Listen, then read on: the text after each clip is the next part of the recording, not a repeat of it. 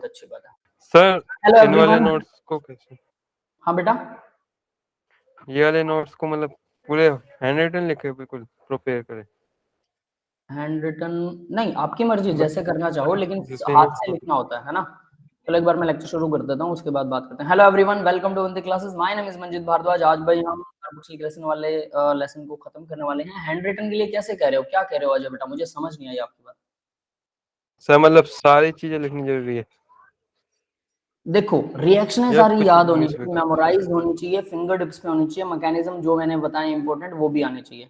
अब उन सबको करने के लिए आपको लिख कर तो देखना ही पड़ेगा।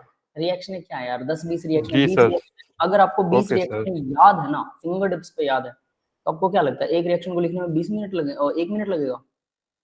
30 सेकंड में लिखी जाती है रिएक्शन, अगर सर याद है 10 तो। सेकंड हो जाते हैं आराम से याद होने। मैकेनिज्म मैक्सिमम 30 लगाओ। मैकेनिज्म लिखने में मान सकता हूँ कि 1-1.5 मिनट लग जाता है, लेकिन रिएक्शन तो 30 सेकंड में लिखी जाती है।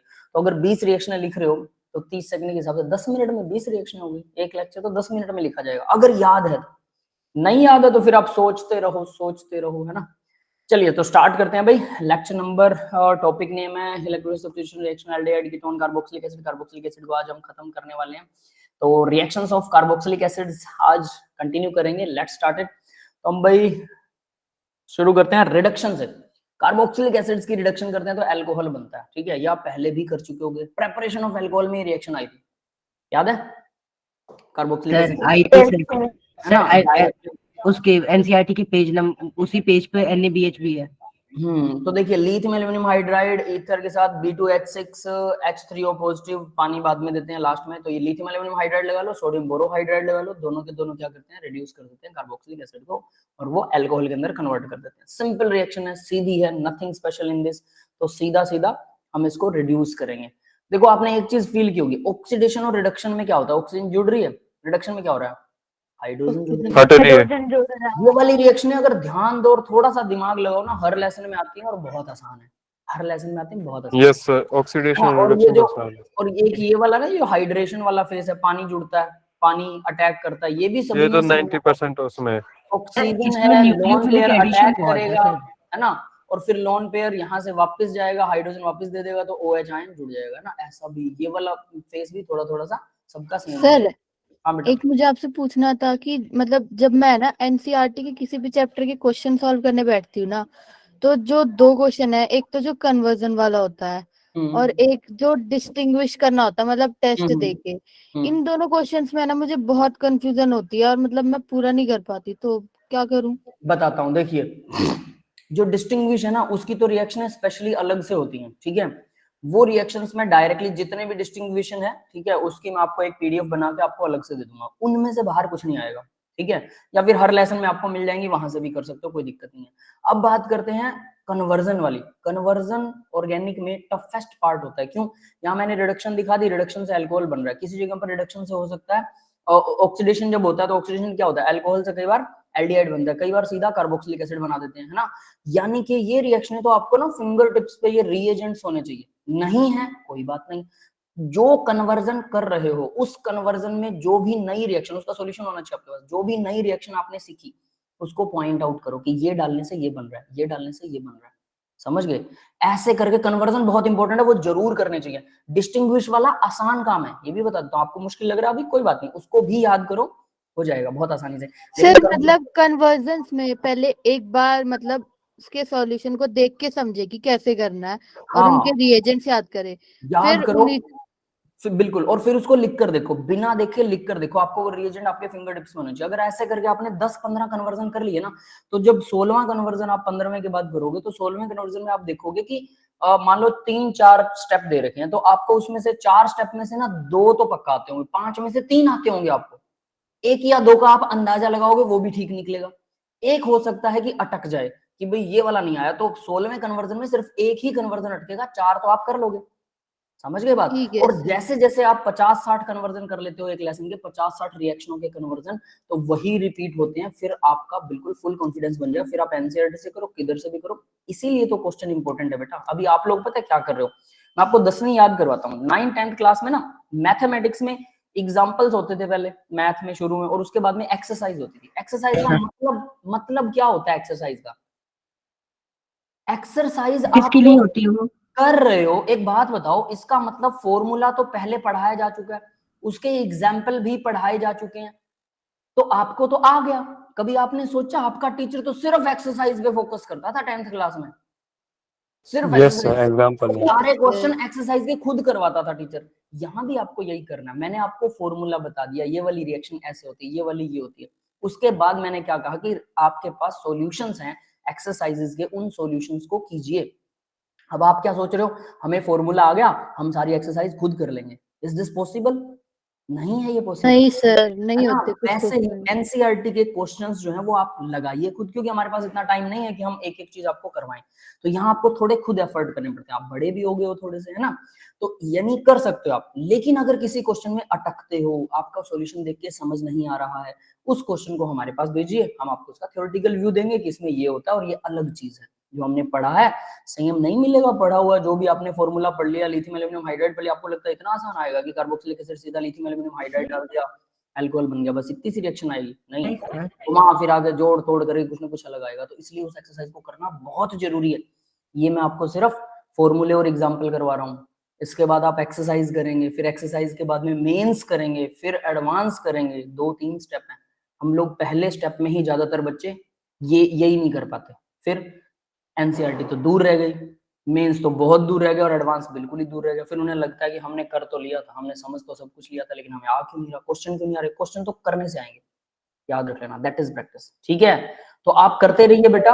आपको अगर ऐसा लग रहा है कि मुझे नहीं आ रहे हैं, कोई बड़ी बात ही नहीं है, आपको आ जाएंगे। बस आपको करने हैं खुद। ऐसा मत सोचिए कि मुझे आ जाएंगे अपने आप ही, नहीं, वो करने से आएंगे। समझ गए? Okay sir. हाँ, जो आपका कॉन्फिडेंस डाउन होता है ना, वो डाउन नहीं होना चाहिए, बल्कि आपको ये होना चाहिए, ठीक है मुझे आएंगे थोड़ा, पहली बार में तो बिल्कुल नहीं आ सकते, मुझे देखना होगा, सॉल्यूशन सर मैं देखना होगा। ट्राई करूंगी। हाँ, याद कीजिए, उसके बाद आप देखिए कि क्या होता है। चलिए भाई, नेक्स्ट देखते सर हैं। उसमें जो इस चैप्टर की मतलब टेस्ट है, उसमें तो आयोडोफॉर्म और फिनकिंस्टन मतलब फेचलिंग टेस्ट ही है ना बस, ज्यादातर मेन। क्योंकि मतलब एनसीईआरटी में भी दोनों ही वही दोनों टेस्ट जो है ना वो रिपीट हो रहे थे। हाँ बेटा, अगर वही है तो वही आएंगे, अगर अलग टेस्ट है तो अलग भी आपको याद करना। मेंस लेवल पर 1-2 चीजें अलग भी होती है ना, कोई दिक्कत नहीं है। ठीक है, चलो कोई बात नहीं है, आगे बढ़ते हैं अब जरा, है ना। कल की क्लास है भाई, परसों की क्लास नहीं है। आई थिंक वेडनेसडे को छुट्टी है, कल की क्लास आपकी है। ठीक सर है, क्यों है छुट्टी वेडनेसडे को? वेडनेसडे को भाई भैया दूज। दूज की छुट्टी है बेटा, भाई दूज। ठीक है, अच्छा सर। चलिए भाई। सर छठ पूजा की भी छुट्टी मिलेगी? नहीं, उसके बाद कोई छुट्टी नहीं है बेटा। ठीक है, हाँ, आप उस सर दिन छठ तो पूजा तो टेस्ट संडे को भी ही है है ना, जी। मतलब मना कर संडे रहे को थे है, वहाँ फिर पे। तो छुट्टी है छठ पूरा। चलो ठीक है, बाद में बात करेंगे सर इसके बारे में, पहले एक बार ये कर लेते हैं। ठीक है, डीकार्बोजाइलेशन। अब डीकार्बोजाइलेशन देखो भाई, इसका मतलब से आप मतलब समझिए, डीकार्बोजाइलेशन का मतलब क्या है? कार्बन डाइऑक्साइड को बाहर निकालना। एक्चुअल में इसका मतलब ये होता है डी कार्बोजाइलेशन, कार्बन डाइऑक्साइड को बाहर निकालना। ठीक है, तो कार्बन डाइऑक्साइड बाहर निकालने का मतलब कार्बोक्सिलिक एसिड में से अगर आप CO2 बाहर निकाल दोगे, क्या बचेगा? CH3, इसके साथ H लगाओगे, सीधी सी बात है, बन गया मीथेन। समझ में आ गया? यस। CO2 यहाँ से रिकॉर्डर उड़ जाएगी, ये H इसके साथ चिपक जाएगा, मीथेन बन जाएगा। और कैसे होता है? इसको सोडा लाइम बोलते हैं हम। सोडा लाइम ओके क्या सर। होता है, ये ध्यान कर लेना, सोडियम हाइड्रोक्साइड और कैल्शियम ऑक्साइड को सोडा लाइम बोलते हैं। इन दोनों के यस सर। कॉम्बिनेशन को सोडा लाइम बोला जाता है। ठीक है, सोडियम हाइड्रोक्साइड और कैल्शियम ऑक्साइड, और इनको हीट करते हैं जब कार्बोक्सिलिक एसिड के साथ, तो हमारे पास एल्केन प्लस कार्बन डाइऑक्साइड अलग होते हैं। डीकार्बोजाइलेशन का मतलब होता है कार्बन डाइऑक्साइड को अलग करना। लेकिन ये चीज याद करने के बाद नीचे एक चीज रह जाती है कि रिएजेंट जो यूज हो रहा है, इसे याद करना बहुत जरूरी है। जब भी सोडा लाइम यूज होता है, कार्बन डाइऑक्साइड बाहर निकलती है, ऐसे याद करना है इसे। देखो, बीटा कीटो कार्बोजाइलिक एसिड क्या चीज होती है भाई? अगर मान लो बीटा के ऊपर कीटोन ग्रुप हो, ये है अल्फा कार्बन, जिस कार्बन पर हमारा मेन ग्रुप जुड़ा हुआ है, ये हो गया बीटा कार्बन। नहीं सॉरी, इससे नेक्स्ट वाला होता है जो मेन ग्रुप वाला कार्बन होता है, जो कॉमन नेमिंग होती है उसमें नेक्स्ट वाले कार्बन को अल्फा मानते हैं। ठीक है, और जो आयुपेक नेमिंग होती है उसमें इसको फर्स्ट माना जाता है, इसको सेकंड मानते हैं। ये समझ में आ रहा है ना? Yes sir. यानी ये हमारा ग्रुप जुड़ा हुआ है, जिस कार्बन के साथ ग्रुप हो उससे नेक्स्ट वाला कार्बन जो होता है वो अल्फा कार्बन है, और उससे नेक्स्ट वाला क्या होगा? बीटा। तो बीटा कार्बन के ऊपर कीटो ग्रुप लगा हुआ है। ठीक है, और ये एसिड है तो इसको बीटा कीटो एसिड बोलते हैं, बीटा कीटो एसिड। ऐसे एसिड्स को डायरेक्ट हीट करेंगे ना, सोडा लाइम की जरूरत ही नहीं होती, no need of soda lime. Direct heat करने पर भी कार्बन डाइऑक्साइड यहाँ से बाहर निकल जाती है, क्योंकि ये CO ग्रुप जो है वो इसको रिएक्टिव बना देता है, और डायरेक्ट हमारे पास एसीटोन या जो भी बनेगा, whatever the thing it will become, plus carbon dioxide बाहर निकल जाएगी। क्योंकि हमने सोडा लाइम यूज नहीं किया था तो इसलिए सोडियम कार्बोनेट नहीं बनेगा, कार्बन डाइऑक्साइड अकेले निकलेगी यहाँ से। क्लियर है? यस सर, अब समझ देखिए यहाँ पर खास चीज, ये तो बहुत आसान था, इसे याद करना बहुत आसान था, लेकिन जब ऐसा मॉलिक्यूल आएगा आपको सपने में भी समझ में नहीं आएगा ये सेम चीज है, और डायरेक्ट वो हीटिंग देगा। ये होता है एक्सपीरियंस की, धीरे धीरे आप उसको याद करेंगे, बार बार रिपीट करेंगे, है ना। तो इस तरह से ये आपको याद आएगा। तो यहाँ पर C डबल बॉन्ड O है तो ये भी बीटा है, देखो ये वाला कार्बन अल्फा है, ये वाला बीटा है। अब ये सपने में भी नहीं आएगा आपके, अगर आप इसको कभी पढ़ोगे नहीं, याद नहीं करोगे, है ना। तो और प्लस हीट, इसलिए प्रैक्टिस जरूरी है। समझ में आई बात? यानी कि अगर मैं सारे एग्जांपल्स एक एक क्वेश्चन आपके सामने सॉल्व करता हूँ तब भी वो क्वेश्चन आपको याद तो करने ही पड़ेंगे अपने खुद से। तो इसलिए ये प्रैक्टिस आपको खुद से तो करनी ही पड़ेगी, चाहे कुछ भी कर लो। दैट इज वाई तो यहाँ आपको ये वाला बीटा कीटोन क्या होता है, ये वाला भी एग्जांपल याद होना चाहिए। अब यहाँ देखिए, यहाँ दोनों तरफ बीटा कीटोन है, दोनों तरफ से कार्बन डाइऑक्साइड उड़ जाएगा, 2 कार्बन डाइऑक्साइड रिलीज होने वाली है और हमारे पास सीधा सीधा साइक्लोहेक्सेन कीटोन मिलेगा, है ना। क्लियर है भाई, ये समझ में आ गया? ठीक है, आगे बढ़ते हैं अब जरा। नेक्स्ट है Helmholtz Zelensky reaction. Helmholtz Zelensky reaction के अंदर क्या होता है, देखो जो नेक्स्ट अल्फा कार्बन होता है उसके ऊपर ब्रोमीन जुड़ता है, जनरली ब्रोमीन होता है हैलोजन में, ठीक है। यहाँ इन्होंने हैलोजन दिखा रखा है, ठीक है। ब्रोमिनेशन होती है अल्फा कार्बन के ऊपर, कार्बोक्सिलिक एसिड वाला जो कार्बन है इससे जस्ट नेक्स्ट वाला कार्बन, इसके ऊपर हमारा हैलोजन जुड़ जाएगा, बस इतनी ही ये रिएक्शन है, हेल्महोल्ट्ज जेलेंस्की रिएक्शन। रिएजेंट क्या होंगे सर? दोबारा बताना, क्या बोला आपने? दोबारा बताता हूँ बेटा, देखो कार्बोक्सिलिक एसिड में जो अल्फा कार्बन होता है उसके साथ हैलोजन जुड़ जाएगा, जनरली वो ब्रोमीन होता है, तो ब्रोमिनेशन जो है वो अल्फा कार्बन के ऊपर होगा। हम इसको जनरली ऐसे याद रख सकते हैं, मुझे ऐसे याद है, आप लोग जैसे याद रखना चाहें आपकी चॉइस है ना। क्लोरीनेशन या ब्रोमीन, क्लोरीन या ब्रोमीन दोनों में से ही रिएजेंट होते हैं। फ्लोरीन बहुत रिएक्टिव हो जाता है, ठीक है, और आयोडीन बहुत बड़ा मॉलिक्यूल है तो वो जल्दी से नहीं चिपकता, वो लिविंग ग्रुप अच्छा होता है, तो इसलिए क्लोरीन और ब्रोमीन का ही एडिशन होता है अल्फा कार्बन के ऊपर अल्फा हाइड्रोजन। अब ध्यान देना, carboxylic acid having alpha hydrogen, hydrogen को हटाकर ही हैलोजन जुड़ेगा, कम से कम एक होना चाहिए। अगर ये अल्फा कार्बन ऐसे वाला एग्जांपल है, सपोज, अब जरा ये ध्यान दे लेना, CH3 यहाँ लगा हुआ है, ये CH2 CH3 लगा हुआ है, यहाँ पर भी CH3 लगा हुआ है, और यहाँ पर हमारे पास C डबल बॉन्ड O और OH लगा हुआ। अगर ऐसा कोई कार्बन है और मैं अगर सही इसको, नहीं देगा है रिएक्शन ना, बिल्कुल बेटा, मैं अगर इसको यहाँ पर ब्रोमिनेशन कर रहा हूँ, ब्रोमीन दे रहा हूँ रेड फॉस्फोरस के साथ में, सबसे पहले यहाँ रेड फॉस्फोरस प्लस सेकंड वाले में मैं वाटर दे रहा हूँ, तो ये रिएक्शन फिर भी नहीं होने वाली। क्यों? क्योंकि यहाँ पर अल्फा हाइड्रोजन ही नहीं है ना, अल्फा कार्बन है, अल्फा हाइड्रोजन नहीं है, तो बी केयरफुल। यहाँ पर अल्फा हाइड्रोजन होना बहुत जरूरी है, कम से कम एक हो, इसको हटा के एक हाइड्रोजन लगा दीजिए तब ये हो जाएगी, ठीक है। तो रेड फॉस्फोरस और वाटर इसकी प्रेजेंस के अंदर, फर्दर नेक्स्ट देखिए इसमें भी अल्फा कार्बन है, तो फॉस्फोरस प्लस क्लोरीन, डायरेक्टली इन्होंने यहाँ पर अब क्लोरीन का एग्जांपल दिखा है फॉस्फोरस के साथ, रेड फॉस्फोरस कह लो, फॉस्फोरस कह लो, प्लस वाटर इनबिल्ट होता है, कई बार शो करने की जरूरत नहीं है। तो सबसे पहले क्या हो रहा है, यहाँ एक क्लोरीन जुड़ गया, फर्दर आप अगर डाल देंगे तो दूसरा अल्फा हाइड्रोजन भी चला जाएगा दोनों, और अगर 3 होंगे तो 3 लग जाएंगे। समझ में आ गया? Yes sir. जितने हाइड्रोजन होंगे उतने मतलब क्लोरीन लगेंगे या फिर बिल्कुल बेटा, उतने क्लोरीन या ब्रोमीन जो भी है, whatever the things are, both दोनों में से कोई ना कोई। इसको हेल्महोल्ट्ज जेलेंस्की, इसमें हाइपर कंजुगेशन जैसा कुछ यूज हो रहा है क्या? क्या बेटा? मतलब यहाँ पे कार्बोक्सिलिक एसिड को स्टेबल करने के लिए हाइपर कंजुगेशन जैसा कुछ यूज हो रहा है क्या, जो Cl उसके संग लग जाएगा अल्फा हाइड्रोजन के संग? Cl अल्फा हाइड्रोजन, वो तो HCl वगैरह, वो तो बाई प्रोडक्ट होगा। हमारा पास देखो क्या है, क्लोरीन था, ये फ्री रेडिकल टाइप का मैकेनिज्म होने वाला है बेटा, क्लोरीन के साथ में फ्री रेडिकल टाइप का मैकेनिज्म होगा, हाइड्रोजन हटके और वहां पर क्लोरीन जुड़ेगा।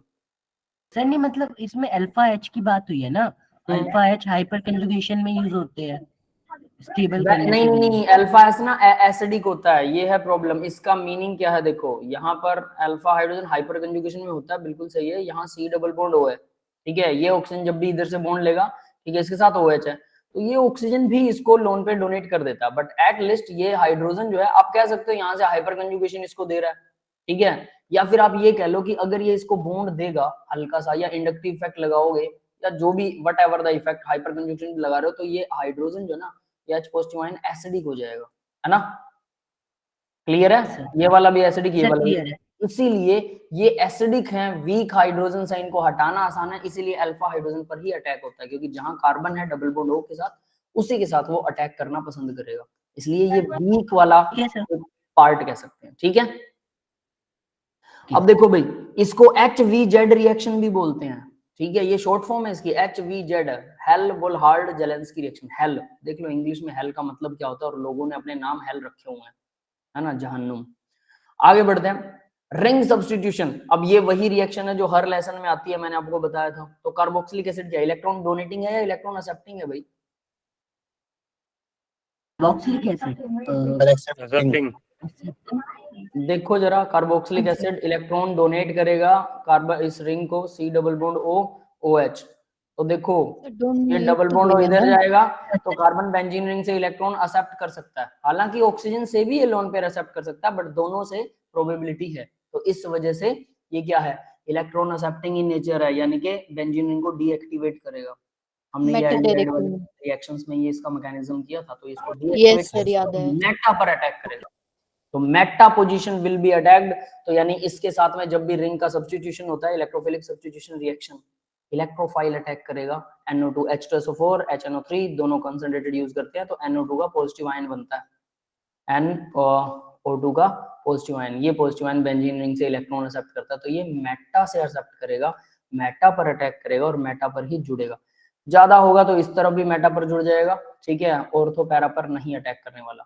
Same as it is bromine, bromine भी इलेक्ट्रोफाइल की तरह जब एक्ट करता है, AlCl3 या फिर आयरन ब्रोमाइड, आयरन ट्राइब्रोमाइड, ठीक है, इसका यूज करते हो, तो ये फ्रिडलक्राफ्ट एल्काइलेशन, फ्रिडलक्राफ्ट एसाइलेशन का काम करते हैं, या हैलोजिनेशन का भी काम करते हैं। ये हैलोजन डोनेट करेंगे, ब्रोमीन का क्या करेंगे, पॉजिटिव आयन बनाएंगे।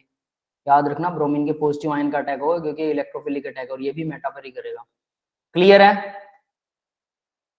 यस है ना? तो इस तरह से दोनों के दोनों ये मेटा के ऊपर जुड़ेंगे, इलेक्ट्रोफाइल्स हैं, इलेक्ट्रोफिलिक सब्स्टिट्यूशन रिएक्शन है ये। नेक्स्ट बढ़ते हैं भाई, chemical reaction of acid derivative. अब देखो एसिड कंप्लीट हो गया, अब एसिड के ना डेरिवेटिव बहुत सारे हैं, आपने शुरू में नेमिंग में पढ़ा होगा एसिड के डेरिवेटिव, है ना? फॉर्मिक एसिड से फॉर्मिका, फॉर्मिक एसिड नाम बना, फॉर्मेल्डिहाइड बना, है ना? तो यानी कि ये एसिड के डेरिवेटिव, सबसे पहले नाम दिए गए थे वो एसिड्स को दिए गए थे, बाद में क्योंकि इन्हीं से मिलकर बनने वाली जो चीजें होती हैं हम उनको उनका डेरिवेटिव कह देते हैं, और उसमें उस डेरिवेटिव में आपको एसिड के नाम की झलक मिलेगी। कई बार तो पूरा एसिड का नाम मिल सकता है, वरना एसिड के नाम की झलक मिलती है, तो उनको बोलते हैं एसिड डेरिवेटिव। और ज्यादातर बहुत सारी चीजें ऐसी हैं जो कार्बोक्सिलिक एसिड से बनाई जाती हैं, तो यहाँ पर हम उन्हीं के बारे में बात करेंगे, ठीक है? तो देखो भाई एसिड डेरिवेटिव के अंदर मतलब C डबल बॉन्ड O के साथ यहाँ Z लगा रखा है इन्होंने, ठीक है? और जनरली इसने क्या दिखाया, अब ये ध्यान देना, Z के ऊपर लोन पेयर भी दिखा रखा है, लोन पेयर वाले एसिड डेरिवेटिव्स की बात कर रहा है। तो मे बी, अब देखो इसने Z में भी क्या लिखा है, OR हो सकता है। अगर यहाँ मैं अब सभी हम डेरिवेटिव बनाने की कोशिश करेंगे, आपको थोड़ा सीन क्लियर हो जाएगा। R C double bond O और Z की जगह पर अगर मैं OR लगा देता हूँ, क्या बन गया ये, ईस्टर, है ना? नेक्स्ट देखो R C double bond O और इसने क्या बोला नेक्स्ट, OR की जगह पर असाइल हैलाइड बन जाएगा, एसिड क्लोराइड, एसिड अमाइड, तो एसाइल हैलाइड या acid acid halide, acid chloride बोल सकते हैं, क्लोरीन लगा दिया तो एसिड क्लोराइड, ठीक है? नेक्स्ट देखिए, अब इसने R C double bond O के साथ में क्या लगा रखा है, OCOR, यानी कि एसिड एनहाइड्रेस बन गया, ये एनहाइड्राइड अकेला बोल सकते हैं, एसिड तो ये होता ही है, चलो एसिड भी लिख देते हैं, है ना? नेक्स्ट देखिए एसिड अमाइड है, अब नेक्स्ट वाला NH2 लगा रखा है, C डबल बॉन्ड O, और यहाँ पर NH2 अमीन के साथ अमाइड बन गया, सबके एसिड अमाइड है, लोन पेयर है, सबके पास लोन पेयर है भाई, ये ध्यान दे लेना, सबके पास लोन पेयर है, एक हो सकता है, दो हो सकते हैं, कितने भी हो सकते हैं, है ना? तो ध्यान दे लेना, सबके पास लोन पेयर है। तो इसने बोला कि Z ऐसा जुड़ेगा जिसपे लोन पेयर होगा, वही एसिड डेरिवेटिव्स हैं। अगर हम ये C डबल बॉन्ड O के साथ में अगर आप CH3 जोड़ दो, क्या बन गया ये तो कीटोन बन गया, है ना? कीटो बन गया सर। अगर आप इस Z की जगह मैं कह दूं यहाँ तो H लगा दो यार, बात ही खत्म है, तो ये H लगा, एल्डिहाइड बन गया, एल्डिहाइड बन जाएगा। एल्डिहाइड कीटोन वाले डेरिवेटिव नहीं बनाने हैं। ये डेरिवेटिव किसकी बात कर रहा है? जिसमें लोन पेयर हो, यानी acid chloride, acid amide, acid anhydride या एस्टर। ठीक है, आगे देखिए इनकी कुछ रिएक्शन सब बहुत आसान रिएक्शन है। सबसे आसान चीज अगर मेरे को लगती है ना वो कार्बोक्सिलिक एसिड ही लगता है। आपको भी वैसा ही लगेगा, खैर सबको एक जैसा सा फील होता है। Characteristics reactions acid derivatives nucleophilic substitution reaction, ये न्यूक्लियोफिलिक सब्स्टिट्यूशन रिएक्शन ही करते हैं। न्यूक्लियोफाइल आएगा, न्यूक्लियस को लाइक करने वाला, मतलब क्या होगा, उसके ऊपर खुद के ऊपर नेगेटिव चार्ज है ना। तो अब वो नेगेटिव चार्ज अटैक करेगा तो जेड, अगर मान लो यहाँ पर इलेक्ट्रोफाइल और न्यूक्लियोफाइल है तो इलेक्ट्रोफाइल जेड के साथ जुड़ जाएगा और न्यूक्लियोफाइल यहाँ जुड़ जाएगा, ऐसा होता है। ठीक है, एसिड डेरिवेटिव का जनरल रिएक्शन है ये, सीधा काम न्यूक्लियोफाइल जुड़ेगा। ठीक है, अब वो क्यों जुड़ेगा न्यूक्लियोफाइल, न्यूक्लियस को लाइक कैसे करता है, इसका एक जनरल मैकेनिज्म नीचे इन्होंने दिखा रखा है, हम भी उसको वो करेंगे। ठीक है, इल्यूस्ट्रेट करने की कोशिश करेंगे। आर है, आर के बाद में कार्बन, डबल बॉन्ड ओ है। देखो सारे मैकेनिज्म एक जैसे ही हैं, अगर आपको कुछ अलग लग रहा है तो वो एक अलग बात है। यहाँ पर जेड लगा हुआ है, उन्होंने कहीं और लगा रखा है, मैं यहाँ लगा रहा हूँ। ठीक है, ये इधर गया। ठीक है, अब क्या आएगा, जेड कुछ भी हो सकता है, एसिड अमाइड हो सकता है, एसिड एनहाइड्राइड हो सकता है, एसिड क्लोराइड हो सकता है, या एस्टर हो सकता है, कुछ भी हो सकता है जेड। अब क्या होगा भाई, सी डबल बॉन्ड हो, जब भी होगा कार्बन के पास में वो अपना एक बॉन्ड ले लेगा, है ना। तो यहाँ पर अगर न्यूक्लियोफाइल है, न्यूक्लियस को लाइक करने वाला, मतलब इसके ऊपर नेगेटिव चार्ज होगा, डेफिनेटली 2 इलेक्ट्रॉन्स होंगे, कार्बन पे अटैक कर देगा सर, ये यहाँ पर अटैक करेगा। तो अब इसके बाद देखो बहुत सिंपल मैकेनिज्म है। आर, जब ऑक्सीजन यहाँ बन गया, ऑक्सीजन यहाँ पर बन गया नेगेटिव चार्ज, ये जेड लगा हुआ था, यहाँ पर आ गया न्यूक्लियोफाइल, न्यूक्लियोफाइल का नेगेटिव चला गया। अब जब भी ऑक्सीजन वापस अपना लोन पेयर वापस करेगा, यहाँ से जेड निकल जाएगा, बस ये होने वाला है। ठीक है, तो ये आर है, C double bond O, Z कुछ भी हो सकता है उन सब में से, और न्यूक्लियोफाइल यहाँ पर जुड़ गया। क्लियर है बेटा, ये बन गया, बस समझ में आ गया सबको। Yes sir. बहुत सिंपल सा मैकेनिज्म है। यहाँ इन्होंने वैसा ही शो कर रखा है, न्यूक्लियोफाइल इधर आएगा, जेड को नीचे दिखा दिया, बाद में जेड को इधर जाते हुए शो कर दिया। अब जेड को जब यहाँ जाते हुए शो करते हैं, फुल हेडेड एरो लगाते तो सेंटर से उठा के ऐसे लगाओ, लेकिन इसका एक दूसरा तरीका है कि आप यहाँ जड़ से इसको ऐसे खत्म कर दो, इसे ऐसे दिखाते हो, वो ज्यादा बेटर है कि पूरा का पूरा ये चला गया, कार्बन के ऊपर पॉजिटिव आएगा, जिससे ऑक्सीजन वापस अपना लोन पेयर डोनेट करेगा, तो फिर से डबल बॉन्ड बन जाएगा प्लस न्यूक्लियोफाइल। क्लियर है मैकेनिज्म? सर सबके मैकेनिज्म एक जैसे से हैं, एक जैसी सी वो है। अगर आपने पीछे वाले मैकेनिज्म किए हैं तो ये अब आपको आसान लगेगा डेफिनेटली। ठीक है, अब देखिए, हाँ कोई कुछ बोल रहा था, दीपांशु कह रहा है अमाइन चैप्टर, अमाइन चैप्टर भी कराएंगे बेटा, क्यों टेंशन ले रहे हो अमाइन की, है ना। पहले इसको तो खत्म होने दें, फिर इसके बाद टेस्ट की तैयारी करते हैं। आपका टेस्ट आने वाला है अब, है ना, संडे को। चलिए अब देखिए भाई, सब ऑफलाइन होगा ऑनलाइन होगा? भाई आई थिंक तो ऑनलाइन सर, होना चाहिए। इस साल इस बार वाला तो ऑनलाइन है, इससे नेक्स्ट वाला ऑफलाइन बता दो सर। ठीक है सर, बस ओके बेटा। तो देखिए रिएक्शन विद वाटर, हाइड्रोलाइसिस, अब ये रिएक्शन भी सभी लेसनों में कॉमन है, इनका मैकेनिज्म भी सभी लेसनों में कॉमन है। अगर आप इनको बार बार पढ़ रहे हैं, बार बार याद कर रहे हैं, तो सारों में एक जैसी रिएक्शन आएंगी, सबको ध्यान करना, प्रैक्टिस कर चुके हैं तो वैसे ही आ जाएगी, है ना। तो देखो RCOZ वाटर है, तो वाटर क्या करेगा, ऑब्वियस सी बात है, वाटर कहाँ अटैक करने वाला है, वही कहानी होने वाली है। वाटर के पास 2 लोन पेयर होते हैं, C डबल बॉन्ड O अपना एक लोन पेयर इधर लेगा, जिससे वाटर का एक लोन पेयर, एरो को थोड़ा अलग दिखाते हैं, ये OH3 पे अटैक कर दे, ये इधर जाएगा, जब ऑक्सीजन वापस डबल बॉन्ड देगा, ठीक है, तो ये जेड यहाँ से निकल जाएगा, और H वाटर क्या करेगा, अब एक H अपना ऑक्सीजन अपना लोन पेयर एक H से ले लेगा, है ना। तो OH तो जुड़ गया परमानेंटली, और जेड नेगेटिव अलग हो गया, H पॉजिटिव वहां से अलग हो जाएगा, HZ। क्लियर है मैकेनिज्म या बनाऊं? सर बना दूं, ठीक है, ठीक है, फिर यहाँ से इसको उड़ाते हैं, हम जनरल मैकेनिज्म करते हैं। ठीक है, देखो भाई RC डबल बॉन्ड O यहाँ पर लगा हुआ है Z। मेरे साथ साथ नोटबुक पे आप लोग बनाओगे तो आपको बड़ा मजा आएगा, पता है, उसी टाइम याद हो जाता है फिर ये, वरना घर जाके फिर से घर पे बैठकर फिर से देखना पड़ता है। ठीक है, तो देखो भाई 2 लोन पेयर है वाटर के साथ में, और ये ऑक्सीजन डबल बॉन्डेड है। ये जब भी डबल बॉन्डेड होता है तो एक बॉन्ड वापस छीनता है, जिससे क्या है, वाटर को, कार्बन पर पॉजिटिव चार्ज बनता है, वाटर को इस पे अटैक करने का मौका मिल जाता है। वाटर इस पे अटैक करता है तो नेक्स्ट क्या होगा, कार्बन ऑक्सीजन के साथ नेगेटिवली हो जाएगा, जेड यहाँ पर लगा हुआ है, नेगेटिव का मतलब 3 लोन पेयर होते हैं, याद रख लेना, ऑक्सीजन पर 3 लोन पेयर है फिलहाल, वो शो कर सकते हो, नहीं करते हो वो आपकी मर्जी पर है, कोई दिक्कत वाली बात नहीं है। बट जब इलेक्ट्रॉन का हिसाब करना होता है तब पूरा हिसाब होना चाहिए। इस ऑक्सीजन पर आएगा पॉजिटिव चार्ज। अब ये पॉजिटिव चार्ज ऑक्सीजन क्या करेगी, अपना बॉन्ड पेयर हाइड्रोजन से वापस लोन पेयर अपना लेना चाहिए, जिससे क्या होने वाला है। अब देखो नेक्स्ट, ये तो OH तो यहाँ जुड़ गया, इसकी तो कोई दिक्कत ही नहीं है। अब ये ऑक्सीजन जब वापस बॉन्ड पेयर वापस रिलीज करती है, ठीक है, तो Z यहाँ से जाएगा, ये ऐसे है और यहाँ पर बन गया OH। अब हमारा H पॉजिटिव जो है ना वो फ्री घूम रहा है सॉल्यूशन में, ये याद रख लेना, यहाँ से जो निकला था, ठीक है।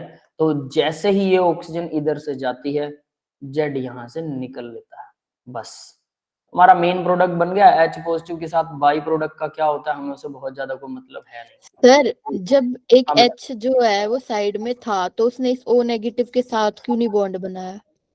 O नेगेटिव के साथ मान लिया कि O नेगेटिव के साथ में बॉन्ड बन गया, क्या हुआ देखो जरा ध्यान दो, 2 OH लग गए, हाँ यहाँ सर। देखो R इसके साथ OH लग गया, इसके साथ OH लग गया, ठीक है। हाँ। जब भी एक कार्बन के साथ 2 OH होते हैं ना बेटा, वो हाईली अनस्टेबल होता है, क्योंकि ये टेट्राहेड्रल बॉन्ड होता है, तो हम इसको कहीं भी दिखा सकते हैं। एक मान लो यहाँ Z लगा हुआ है, जब भी ऐसा होता है ना तो ये हाईली अनस्टेबल होता है। क्यों? इसके जो लोन पेयर्स हैं और इस ऑक्सीजन के जो लोन पेयर्स हैं वो एक दूसरे को रिपेल करते हैं, जिससे क्या होता है वो कार्बन के ऑर्बिटल को शेयर कर लेते हैं। यानी कोई एक ऑक्सीजन अपने लोन पेयर कार्बन को देता है, जिधर से क्या होता है ये चला गया Z। अब कार्बन के 5 तो बाउंड नहीं बनाने वाला, तो Z निकल लेता है, यहाँ से Z निकल गया। अब ऑक्सीजन पे आ गया पॉजिटिव चार्ज, क्योंकि उसने लोन पेयर कार्बन को दे दिया, तो ऑक्सीजन क्या करेगा, ये जो हाइड्रोजन है वो इससे लेगा, लो बना लो फिर से वही, ठीक है, कैसे भी कर लो बनेगा वही, समझ में आया, ठीक है। तो यानी कहानी वही रहने वाली है, 2 OH स्टेबल नहीं होते, दैट इज व्हाई ये वैसा ही फिर से बन जाएगा, ठीक है भाई। तो समझ में आ गया बेटा मैकेनिज्म, जनरल मैकेनिज्म मतलब कार्बोक्सिलिक एसिड फिर से बना दिया, हाइड्रोलाइसिस करने पर फिर से कार्बोक्सिलिक एसिड बन गया। और हमने क्या किया था जब डेरिवेटिव बनाए थे, देखो उसकी उल्टी रिएक्शन है, जब डेरिवेटिव बनाए थे तो न्यूक्लियोफाइल अटैक करता है, न्यूक्लियोफाइल जुड़ गया। जब इसको पानी डाल देते हैं, इसको पानी दे देते हैं, तो पानी क्या करता है, इसको फिर से कार्बोक्सिलिक एसिड बना देता है, न्यूक्लियोफाइल को फिर से बाहर निकाल देता है। क्लियर है? एक दूसरे की कंप्लीमेंट्री रिएक्शन है ये, अगर ध्यान दोगे तो। यस, समझ में आ गया बेटा सबको? Yes sir. हमार बोल रहा है मेरे पास मैम का फोन आया था कि 19 को ऑफलाइन टेस्ट में आओगे ना। भाई अब देखो कंफर्म करना पड़ेगा, आपको मैसेज मिल जाएगा, डोंट वरी, ये ऑनलाइन होगा या ऑफलाइन, ठीक है, मैं आपको बता देता हूँ, कल बता देता हूँ, ठीक है। चलिए अब आगे बढ़ते हैं जरा। तो हमने ये हाइड्रोलाइसिस वाली ये वाली रिएक्शन कर ली, इसका मैकेनिज्म कर लिया। अब नेक्स्ट देखो होगा, ये इसने एग्जांपल्स दिए, एसिड हैलाइड, हैलोजन लगा होता है, पानी डालेंगे कार्बोक्सिलिक एसिड, बनना कार्बोक्सिलिक एसिड, ये हैलाइड है ना। फिर यहाँ एस्टर था, एस्टर है तो एस्टर के भी ये जो OCH3 ग्रुप है ना ये उड़ेगा, OCH3 ग्रुप के साथ H लगाओगे तो क्या बनेगा, बाई प्रोडक्ट बना अल्कोहल। वहां बाई प्रोडक्ट क्या बन रहा था, वहां बाई प्रोडक्ट अगर बनेगा तो वो HCl बनेगा, है ना, क्लियर है? Yes sir. यहाँ अल्कोहल बन गया, ठीक है, ये अल्कोहल है। नेक्स्ट वाले में क्या, एस्टर से अल्कोहल बनेगा। नेक्स्ट वाले में एमाइड है, एसिड अमाइड, तो ये NH2 CH2 के साथ तो एमाइन बन गया। यहाँ पर H positive ion, definitely acidic माहौल है, यहाँ पर एसिड होगा, एसिडिक वाटर डाल रहे हैं दोनों में, ये ध्यान रख लेना, ठीक है।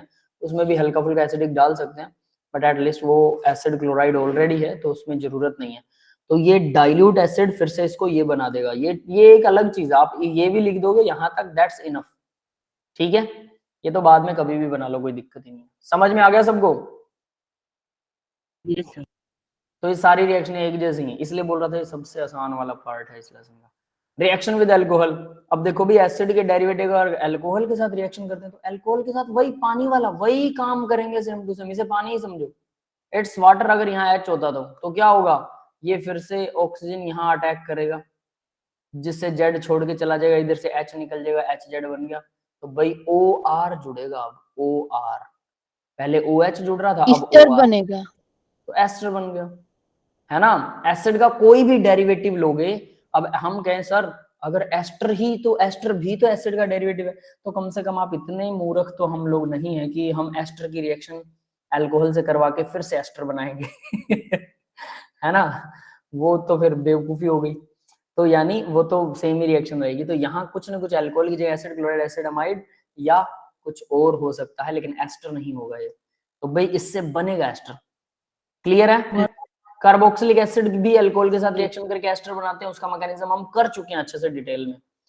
आगे देखिए जरा, एसिड क्लोराइड है, क्लोरीन यहां से जाएगा, O यहां पर अटैक करेगा, तो ये हमारी OCH2CH ये सारा का सारा उसके साथ जुड़ गया और HCl यहां से रिमूव हो जाएगा। क्लियर है? सेम रिएक्शन है, कुछ खास नहीं है। यहाँ से क्लोरीन रिमूव करो, यहाँ से H रिमूव करो और ठीक है, ये HCl अलग हो जाएगा और ये सीधा इसके साथ जुड़ जाएगा। समझ में आया? सर है ना? ठीक है, यहाँ तक किसी को डाउट है? पहले तो मेरे को ये बताओ, सभी आप लोग शांत से हो रहे हो, पता नहीं नहीं क्या हो सर, रहा है। क्लियर है। क्लियर है? No sir clear. ठीक है, Yes, sir. आगे देखते हैं। नेक्स्ट देखिए भाई, अब ये क्या है? ये है एस्टर। अब इसने एस्टर की रिएक्शन करवा दी अल्कोहल से, ठीक है? एस्टर की रिएक्शन अल्कोहल से, सर आप कह रहे थे बेवकूफ हाँ, होगा जो लेकिन- दोबारा बनाएगा। हाँ, लेकिन हम लोग यहाँ चेंज कर रहे हैं। अब ये रिएक्शन वैसा नहीं कि सेम एस्टर लेके सेम ही बना रहे हैं, कार्बन की चेन दोनों की अलग है, तो कोई लंबा या छोटा एस्टर बनाने के लिए ऐसा यूज किया जा सकता है। बट अगर सेम रिएक्शन लेके आप यहाँ पर भी वही सेम चेन ले रहे हो, ये जैसे 2 कार्बन की चेन है ना, तो ये 2 कार्बन की चेन यहाँ से हट गई और क्या एक ही कार्बन वाला एस्टर बन गया। ठीक है, ये चीज याद रख लेना कि अगर आप डेरिवेटिव्स बनाना चाहो, एस्टर की चेन को लंबा बड़ा या छोटा करना चाहो, तो इसको ट्रांस एस्टरिफिकेशन बोलते हैं, formation of ester from another ester. Trans esterification भी की जा सकती है, लेकिन सेम एस्टर को लेकर सेम ही एस्टर मत बनाना।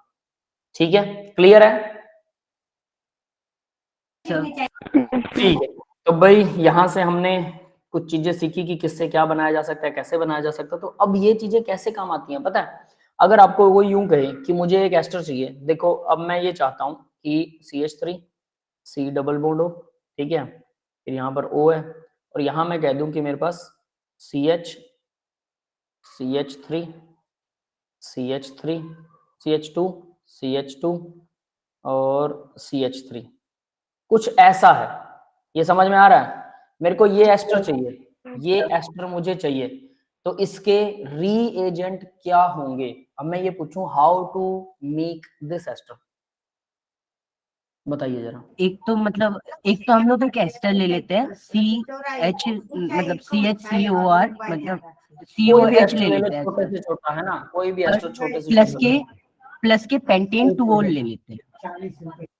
प्लस अल्कोहल लेंगे ऐसा जिसके साथ ये वाले ग्रुप्स हों, है ना, ये वाला पूरा पार्ट अल्कोहल वाला सर ले तो लेंगे।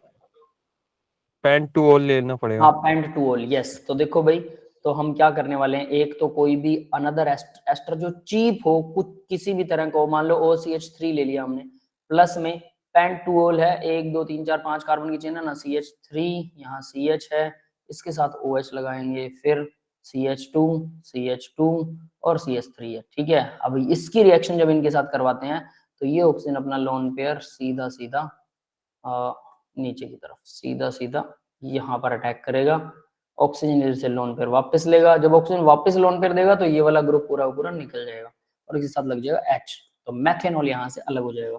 यस, क्लियर है ये एग्जांपल? यस ठीक है, तो क्वेश्चन ये था कि मेक दिस वन, और आंसर ये है कि हम रिएजेंट क्या लेने वाले हैं। समझ में आ गया ना? तो ऐसे करके ये होते हैं आपके। अब यहाँ से आपको बड़ा आसान लगा होगा कि सर ये तो डेरिवेटिव बनाना तो बहुत आसान है ना, लेकिन जब आप वहां देखते हो, बुक में देखते हो, तो वो सबसे मुश्किल लगते होंगे कि इसके डेरिवेटिव कैसे बनेंगे या इसको कैसे मॉडिफाई कर सकते हैं। 1 कार्बन की चेन दे रखी है, वो कहता है 3 कार्बन की चेन बनाइए, तो आपको वो रिएक्शन याद करनी पड़ेगी जिसमें कार्बन की चेन को इंक्रीज किया जा सकता है। वो रिएक्शन अचानक से याद नहीं आती, इसी को बोलते हैं सर जटिल। KCN की, जिसमें कार्बन इंक्रीज हो जाता है, या रिग्नार्ड एजेंट से भी बिल्कुल हो जाता है बेटा, एक triple bond carbon Wurtz reaction में कार्बन ही डबल हो जाएंगे। बिल्कुल। तो इस तरह से आपको वो रिएक्शनें याद करनी पड़ेंगी। जब वो रिएक्शनें आपके फिंगर टिप्स पे याद रहने लगेंगी, इससे हम 1 कार्बन इंक्रीज कर सकते हैं, इससे डिक्रीज कर सकते हैं, ठीक है, इस ये रिएजेंट डालने से ये बन सकता है, वो सारी रिएक्शंस की जगलिंग बार बार जब होती है तब जाके आप इन चीजों को सीख पाते हो, जो लास्ट आंसर होते हैं, और वही सबसे इंपॉर्टेंट वाले हैं। ठीक है, चलिए अब जरा आगे देखते हैं। रिएक्शन विद अमोनिया, तो भाई ये भी एसिड डेरिवेटिव्स हैं और इनकी रिएक्शंस अमोनिया के साथ में। तो अमोनिया के साथ में क्या होता है, जेड के साथ H लग जाएगा, वही कहानी होने वाली है। लोन पेयर फिर से अमोनिया क्या कर रहा है अपना, सेम ही चीज है हर एक रिएक्शन में, हर रिएक्शन में से, तभी तो बोल रहा था कि बहुत आसान है ये रिएक्शन। सब कुछ सेम होने वाला है। मैकेनिज्म भी आप लिख सकते हो, खुद बना सकते हो, एसिड अमाइड बन जाएगा, NH2 जुड़ गया तो। सर फर्स्ट एग्जाम्पल में जो दे रखी है रिएक्शन उसमें बेस का यूज करा गया है, तो सभी रिएक्शंस में बेस का यूज करना है अमोनिया के साथ वाले? देखो अमोनिया खुद बेस है, अमोनिया खुद बेस है, ठीक है, तो ये आसानी से खुद ही एक्ट करेगा एज ए बेस। तो यहाँ पर आपको ये जरूरी नहीं कि आपको यहाँ कोई स्पेशल बेस यूज करना है, ये यहाँ दिखा रखा है कि ये बेस है, दैट्स इट। क्योंकि एसिड क्लोराइड है ना, एसिड क्लोराइड के साथ में आप बेस को यूज कर रहे हो तो एसिड बेस रिएक्शन हो जाती है। तो एसिड बेस, ये यहाँ पर ये एसिड बेस रिएक्शन का ही वर्क करेगी। तो need not to do that कि यहाँ पर आपको बेस पक्का ही चाहिए, ऐसा कुछ जरूरी नहीं है, ठीक है, क्लियर है। आगे देखते हैं। तो भाई नेक्स्ट रिएक्शन देखिए, एसिड क्लोराइड NH3 बेस के साथ, बेस तो वैसे दिखा रखा है इन्होंने, नहीं भी दिखाएंगे तो भी चलेगा, कोई दिक्कत नहीं है।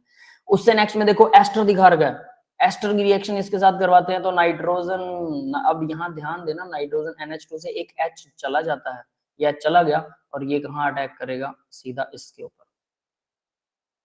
सर इसने तो ये RNH2 लिया ना फिर? हाँ RNH जुड़ा, डिग्री अमाइन लिया। बिल्कुल बिल्कुल, RNH जुड़ा बेटा, 2 डिग्री 1 डिग्री, हाँ 1 डिग्री है ये तो सिर्फ अमाइन है, 1 कार्बन और है। ये Yes, 1 sir. डिग्री अमाइन है, ठीक है, 2 डिग्री अमाइन भी ले सकते हो। फिर यहाँ देखो NH2 हाइड्रोजन, हाइड्रोजन है सर ये तो। किसी भी एक NH2 का लोन पेयर आप डोनेट करवा सकते हो। यहाँ इसने H इसके साथ ये लीव करवा रहा, तो ये वाला लोन पेयर आप इसको डोनेट करवा दो, ठीक है। कहाँ डोनेट करवाओगे भाई, एसिड एनहाइड्राइड है तो किसी भी C डबल बॉन्डों पे करवा दो, बाकी का सारा यहाँ से चला Yes, जाएगा, sir. ये कार्बोक्सिलिक रिमूव हो एसिड जाएगा। का, हाँ कार्बोक्सिलिक एसिड का डेरिवेटिव बनाएगा। तो अगर यहाँ अटैक करवा रहे हो तो ये वाला चेन टूट रही है, ध्यान रख लेना, कार्बोक्सिलिक एसिड प्लस हाइड्रोजन क्या बनेगा, हाइड्रोजामाइड। ठीक है। तो ये इस तरह से इसकी रिएक्शंस हैं, reaction with ammonia carboxylic acid की, और ये सारी की सारी सिंपल हैं, एक ही मैकेनिज्म सारी बेस्ड है। क्लियर है, सबको समझ में आ गया यहाँ तक? Yes. ठीक है, आगे बढ़ते हैं बेटा। Reaction with Grignard reagent. अब रिएक्शंस हैं ग्रिग्नार्ड रिएजेंट के साथ में। तो ग्रिग्नार्ड रिएजेंट हर जगह पर ग्रिग्नार्ड रिएजेंट आता है, याद है ना सबको, हर जगह पर Yes. आता है, याद है। इसलिए ये इंपॉर्टेंट रिएजेंट है कि इसका यूज हर जगह पर होता है। यहाँ पर भी RMGX में क्या चलता है, मैंने बताया था ना RMGX क्या करता है, yes sir. R negative positive होता है चार्ज। R नेगेटिव डोनेट करता है, बस कुछ नहीं करना आपको, सिर्फ R नेगेटिव को डोनेट करवाना है और आपका मैकेनिज्म हो गया, है ना। तो इसका मैकेनिज्म करने की कोशिश करेंगे कि R नेगेटिव को कैसे डोनेट करता है। R नेगेटिव देखो इन्होंने यहाँ बना रखा है, ये बहुत अच्छी चीज है। अगर आप अपने नोट्स में ऐसा कुछ लिखते हैं ना और आपको ये चीजें याद रह जाती हैं कि R नेगेटिव देना है, बस ग्रिग्नार्ड रिएजेंट का नाम आते ही दिमाग में आना चाहिए कि R नेगेटिव डोनेट करेगा, बस समझ लेना आप बहुत अच्छे रास्ते पर चल रहे हैं, बस उसको प्रैक्टिस कीजिए, हो जाएगा। तो यहाँ देखिए R नेगेटिव, हाँ क्वेश्चन तो करने ही पड़ेंगे बेटा, है ना। R नेगेटिव, जब R नेगेटिव कहाँ अटैक करेगा, ऑब्वियस है C डबल बॉन्ड O पे अटैक करेगा। इसका मैकेनिज्म भी सेम टू सेम है, तो R यहाँ पर जुड़ गया और बाकी का Z यहाँ से अलग हो गया, तो MgX उसके साथ जुड़ जाएगा। यस क्लियर है, सर। ठीक है, कीटोन बन गया। अब देखो कीटोन की प्रेपरेशन भी किससे कर सकते हैं हम, कार्बोक्सिलिक एसिड के डेरिवेटिव से कीटोन फिर से बना सकते हैं।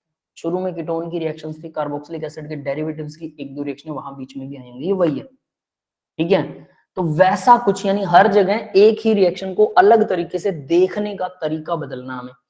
यहाँ देखिए एसिड क्लोराइड है, ग्रिग्नार्ड रिएजेंट में इथाइल लगा हुआ है, अब हमेशा RMGX नहीं होता, वो कार्बन की चेन होगी वो, तो इथाइल पर नेगेटिव चार्ज होगा, ये नेगेटिव चार्ज है ना। इस नेगेटिव चार्ज को डायरेक्ट अटैक करवा दो यहाँ पर, ये चला गया इधर, क्लोरीन वापस अलग हो जाएगा, तो क्लोरीन नेगेटिव MgX के साथ जुड़ जाएगा।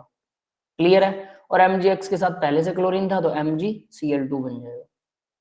समझ में आ गया बेटा?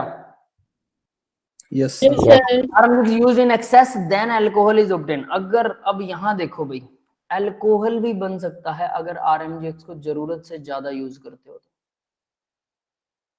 अब कुछ ना कुछ तो ट्विस्ट होता है ना इन रिएक्शंस के अंदर। अब ऐसा क्यों हो रहा है, एक्सेस से ही पता लगता है। अब देखो अगर हम RMGX यानी कि अल्कोहल कैसे बनेगा, ये जो इथाइल है, इथाइल ग्रुप के साथ OH लग जाए तो अल्कोहल बनेगा। तो RMGX को ज्यादा यूज करते हो तो ज्यादा RMGX क्या करेगा, सोचो, एक और ET, यहाँ पर एक और ET आए नेगेटिव आयन, ये इस पे फिर से अटैक करे, क्या होने सर वाला है? रिएक्शन दोबारा हो जाएगी ना? डबल बॉन्ड टूट जाएगा, OH आ जाएगा। है ना? तो ऑक्सीजन के Yes, साथ sir. थोड़ा सा इसको करने की कोशिश करते हैं, आपको मैकेनिज्म से हल्का हल्का आइडिया लगेगा कि ये कैसे बनता है। CH3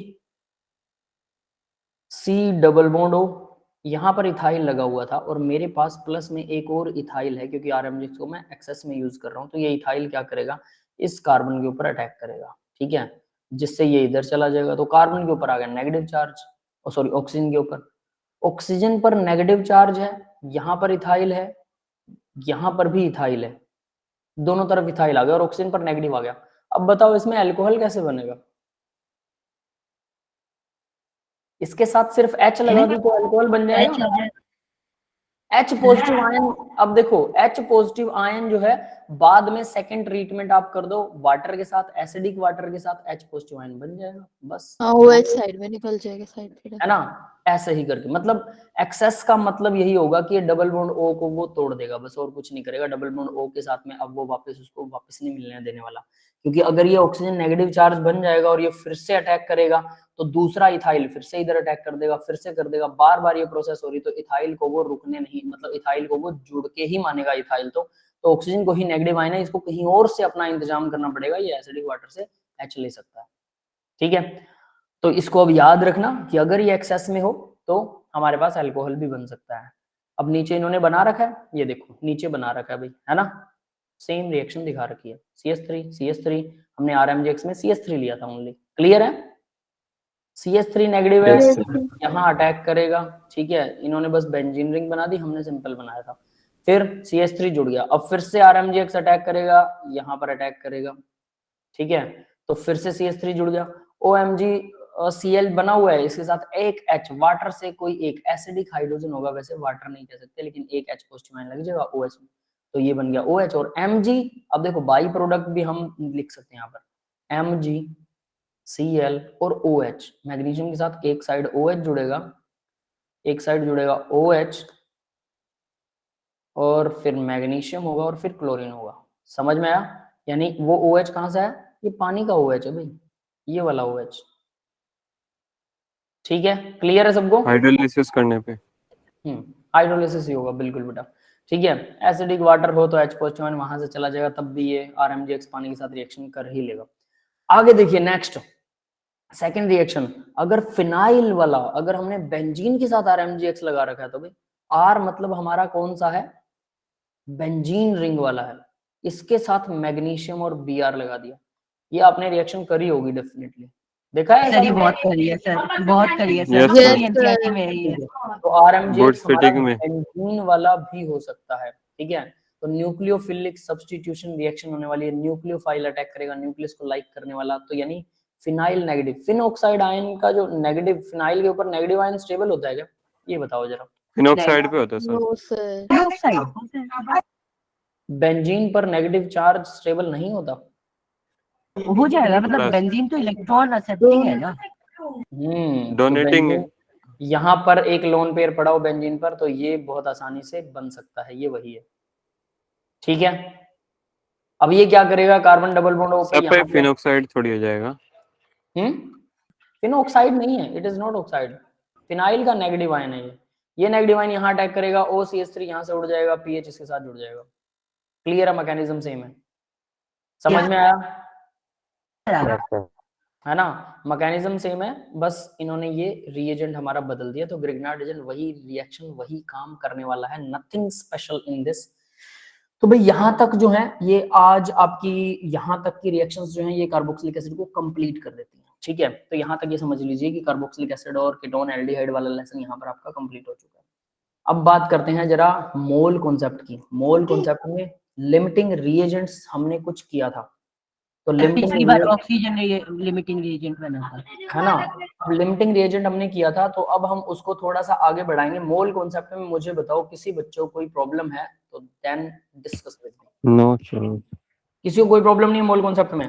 मोल कॉन्सेप्ट में एक अच्छा, मोल केमिकल, सर केमिकल बॉन्डिंग का फॉर्मल चार्ज, मतलब जो एक फॉर्मल चार्ज नामक Yes, sir. फॉर्मूला था ना, वो बता देना सर हाइब्रिडाइजेशन में दिक्कत आ रहा है। तब मैं मतलब तब अवंती किसी Chemical मुझे भी bonding नहीं थी और मुझे मतलब उतने अच्छे से क्लियर नहीं है वो चीज। हाँ सर, फॉर्मल मतलब चार्ज बहुत ही जल्दी लेक्चर्स में खत्म करा दिए थे ये, शुरू के तो चैप्टर्स पता भी नहीं चला था और हम तो आपको थे कौन भी पढ़ा रहा था कैट 11th क्लास में? सर 11th क्लास में एक्चुअली हमने तो सेकंड टर्म से हाँ, ज्वाइन सर। किया और हाँ सर, लेट किया था तो शुरू सितंबर में में तो से मतलब इवन 10 सर दिन लगे स्टार्ट थे भी टोटल। सेकंड टर्म में ही हुआ था 11th चलो का। कोई बात नहीं हाँ। छोड़ो यार, ठीक है। फॉर्मल सभी को फॉर्मल चार्ज करना है क्या? मोल कॉन्सेप्ट आता है सबको? क्योंकि सर मोल मोल आप हाइब्रिडाइजेशन पढ़ाओ। केमिकल बॉन्डिंग का ही करा मैं दो करवा हमको। दूंगा, मैं करवा दूंगा, ठीक है। लेकिन पता है क्या है, जो लेसन हमने शुरू किया है उसको मैं खत्म करना चाहता हूँ कि भाई फिर यूं ना हो कि मोल कॉन्सेप्ट आप लोगों में से ही कुछ बच्चे ऐसे बोलते हैं सर हमने मोल कॉन्सेप्ट पूरा तो नहीं करवाया था, क्योंकि हमें रिवीजन करवानी है सभी लेसन। ये फॉर्मल चार्ज तो सिर्फ मतलब डाउट के हिसाब से 2 बता मिनट दो, में बता देता बाकी हूँ, डाउट है ना, सुनो यार 2 मिनट में बता देता हूँ। फॉर्मल चार्ज क्या होता है, ठीक है। मान लो कि HCl है, ये लो, इस पे स्लाइटली नेगेटिव, इस पे स्लाइटली पॉजिटिव है, यही फॉर्मल चार्ज होता है। इसको आप कंप्लीट पॉजिटिव मान लो, ये फॉर्मल चार्ज हो जाएगा। इस पे 1 चार्ज है, इस पे सॉरी 1 नेगेटिव है और इस पे 1 पॉजिटिव है, बस हो गया फॉर्मल चार्ज। कोई क्वेश्चन दो मुझे, क्वेश्चन है आपके पास कोई? सर पिछले वाले पेपर में एक था, अब चलो मैं बताता हूँ, पास हो तो ठीक है। बता। C double bond O negative, O negative. अब बताओ फॉर्मल चार्ज इसमें साफ साफ दिख रहा है, CO3 के ऊपर, CO3 पर 2 नेगेटिव आएगा, 2 नेगेटिव। बस यही फॉर्मल चार्ज आपका, और है क्या? बस इतना ही था मतलब, और हम इतना इतना ही परेशान नहीं है। नेगेटिव पॉजिटिव, उसको ध्यान से पढ़ो, वही फॉर्मल सर चार्ज इसका है तो बेटा। फॉर्मूला है ना, एनसीईआरटी में फॉर्मूला है। पर एनसीईआरटी में फॉर्मूला दे रखा है सर। फॉर्मूला, मेरी बात सुनो, फॉर्मूलों के चक्कर में मत पड़ो। मैंने कभी फॉर्मूला नहीं करा, मेरे लिए फॉर्मल चार्ज बिल्कुल बकवास और रद्दी चीज है। मैं बता देता हूँ सीधा, जैसा मैं कर रहा हूँ वैसा फॉलो करो। अगर आपको स्ट्रक्चर बनाना आता है खुद निकाल लोगे। फॉर्मूले के चक्कर में पड़ोगे ना, वो बहुत दिमाग खराब कर देता है, बहुत ज्यादा। भाई मेरा तो कर देता है, मैंने तो नहीं किया कभी, ना मैं आपको करवाता। जब सीधा पता लग रहा है फॉर्मूला क्यों लगा रहे हो? ABCD आपको सीधा आती है तो आप उसको क्यों उल्टे तरीके से लिखना शुरू करोगे कि पहले उल्टा लिखो एक और फिर उसको मिरर में देखो, फिर वो सीधी हो जाएगी, फिर उसको वापस कॉपी पे सीधा लिखो। ये वैसा ही है, जब सीधा लिखना आता है तो सीधा लिखिए ना, है ना। फॉर्मल चार्ज में प्रॉब्लम मत कीजिए, ऐसे ही होता है। अगर आपके पास कोई क्वेश्चन है तो फॉर्मल चार्ज का, तो मुझे बताइए, अभी पढ़ के बुक है तो वो ले आओ, उसकी कोई दिक्कत नहीं है। सर हाइब्रिडाइजेशन में दिख रहा रखी था। है, मैं निकाल normality and limiting reagent. Normality, हाँ भाई सच, एक नॉर्मेलिटी हमारे मोल कॉन्सेप्ट है। नॉर्मेलिटी के फॉर्मूलाज आते हैं सबको? सर मोलैरिटी बाय कैन, molarity by sir N factor, N factor. Normality equal N into molarity नहीं होता क्या? होता है सर, उल्टा बोल रहे हो? एन इनटू मोलैरिटी सर, याद नहीं है सर, मतलब देखते हैं। ठीक है, चलो हम नॉर्मेलिटी के फॉर्मूला को ना डिफाइन करने की कोशिश करते हैं। आज आपको नॉर्मेलिटी का फॉर्मूला बताता हूँ, ठीक है।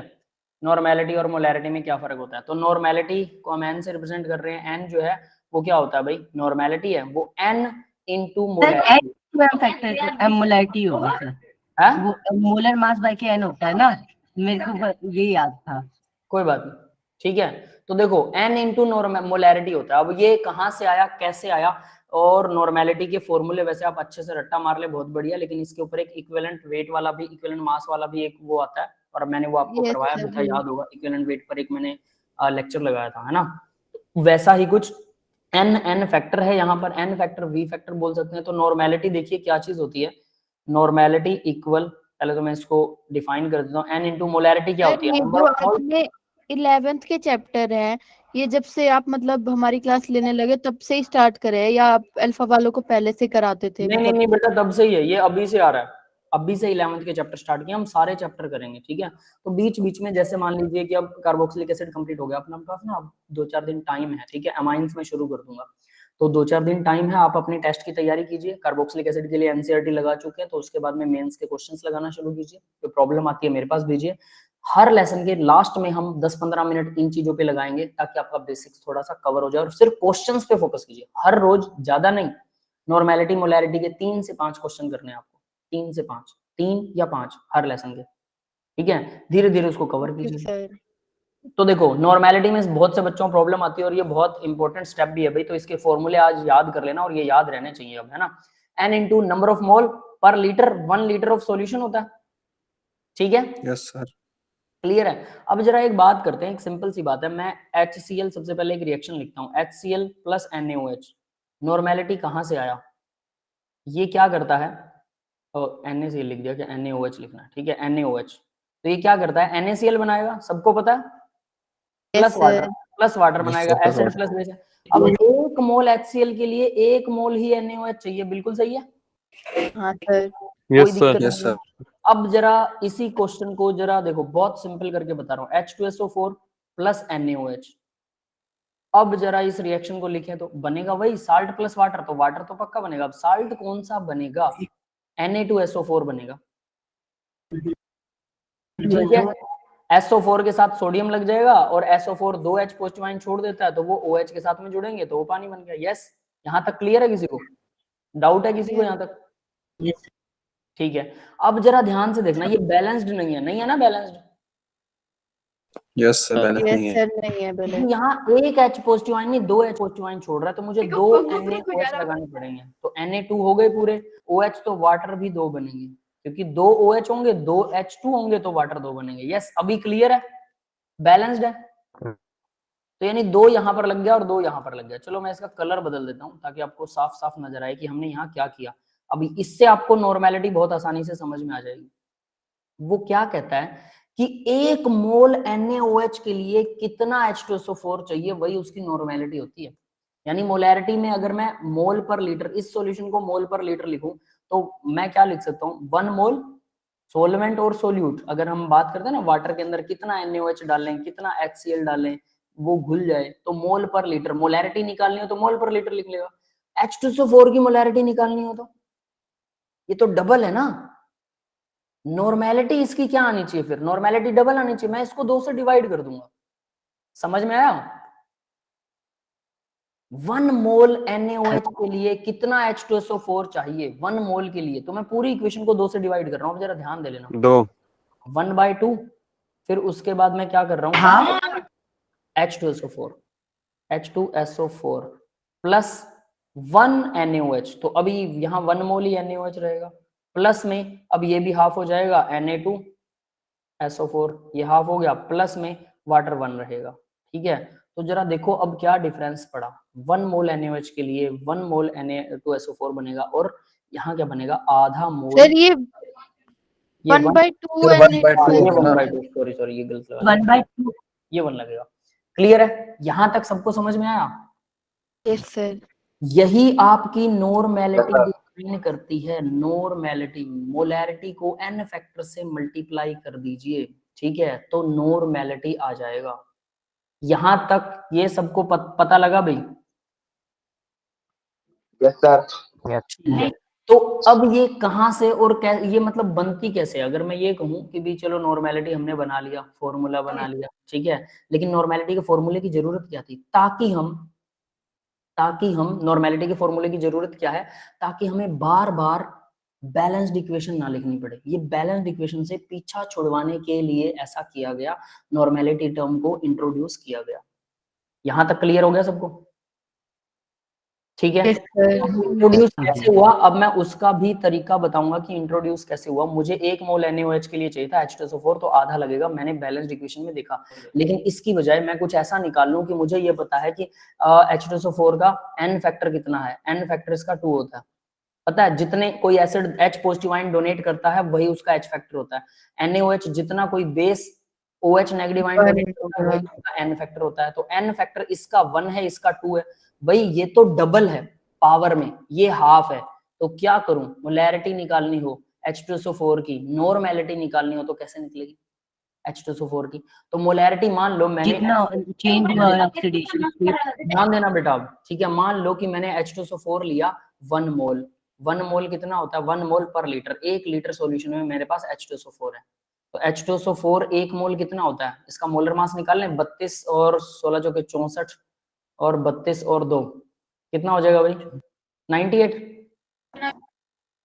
गिनो जरा इसको कितना होता है ना, जल्दी बताओ, काउंट नहीं किया किसी ने? 98 परफेक्ट में होगा 90. 90 Sir, 98 ही होता परफेक्ट हाँ सर 98 है, 98। ठीक है, तो इसका मतलब 98 ग्राम, 1 मोल में 98 ग्राम होते हैं, 1 लीटर सॉल्यूशन में मेरे पास 98 ग्राम H2SO4 है, इसका मतलब वो 1 मोल है। यस, 1 मोल है ना। अब मैं ये कहता हूं मुझे तो नॉर्मेलिटी चाहिए, तो नॉर्मेलिटी क्या होती है भाई? अब हमने नॉर्मेलिटी बोला n फैक्टर से उसको मल्टीप्लाई कर दो। ये 98 ग्राम जो है ना, यानी 1 मोल जो है, ये एक्चुअल में उसको 2 से मल्टीप्लाई करना पड़ेगा मुझे। ये डबल है, ये सिंगल नहीं है, ये डबल है। ये बात समझ में आई? क्यों? यहां मैंने n से n फैक्टर से मल्टीप्लाई, क्यों? क्योंकि जो एसिड है वो 1 मोल इसका डबल के बराबर है। ये समझ में आया? 1 मोल एसिड का डबल के बराबर है, क्योंकि उसकी पावर डबल है। ये समझ में आया सबको? ये समझ में आ गया तो नॉर्मेलिटी आ गई, समझ लेना, डीप में नॉर्मेलिटी। 1 मोल H2SO4 लोगे तो असलियत में सर वो कोई डबल। और एग्जांपल दे दो करने के लिए, क्या बेटा? कोई और एग्जांपल दे दो करने के लिए। एग्जाम्पल देंगे, लेकिन एक बार सिर्फ थ्योरेटिकल समझिए इसको, एग्जाम्पल भी दूंगा मैं, ठीक है? तो यानी 1 मोल जो H2SO4 है, असलियत में हमने वो डबल ले रखा है। क्यों? क्योंकि इसकी पावर डबल है। बस पावर समझ लो इसकी, नॉर्मेलिटी को पावर समझ लीजिए कि हम पावर को मल्टीपल कर देते हैं ताकि हमारे पास एक, अब इसका मतलब क्या होगा, इसकी नॉर्मेलिटी आ गई 2। ये बात समझ में आई? तो मान लो कि मैं इसको तो यहाँ नहीं ले रहा, ये ग्राम वाला आपको कंफ्यूज कर सकता है, ठीक है? वो तो वैसे लिखा था। अब देखिए इसका मतलब मैं लिख देता हूँ, यहाँ पे इसको लिख देता हूँ कि इसकी नॉर्मेलिटी आ गई 2। 2 नॉर्मल H2SO4 का मतलब होगा कि हमने 1 मोल H2SO4 लिया है। H2SO4 का मोल तो एक ही होगा, लेकिन नॉर्मेलिटी 2 हो जाएगी, मतलब डबल पावर है, क्योंकि पावर डबल है। तो अब मुझे कैलकुलेट नहीं करना पड़ेगा। कैसे? अब मान लो, अब दूसरा एग्जांपल लेते हैं, यहां से अब आपको बेटर क्लियर होगा।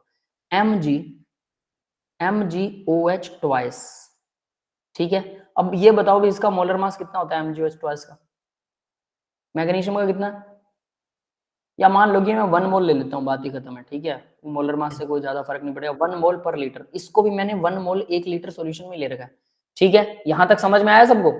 Yes sir. अब इसकी अगर 24 अगर 25 के आसपास। कोई बात नहीं बेटा, वो उससे ज्यादा फर्क नहीं पड़ेगा। अगर इसकी नॉर्मेलिटी निकालू तो मुझे पता है मैग्नीशियम हाइड्रोक्साइड 2 OH आयन छोड़ता है, तो मुझे क्या करना पड़ेगा? 2 into मोलैरिटी। यस, तो 2 Yes, नॉर्मल sir. बन गया, ये भी 2 नॉर्मल बन गया ना, क्योंकि मैग्नीशियम हाइड्रोक्साइड 2 OH आयन छोड़ता है, तो इसकी पावर भी डबल है।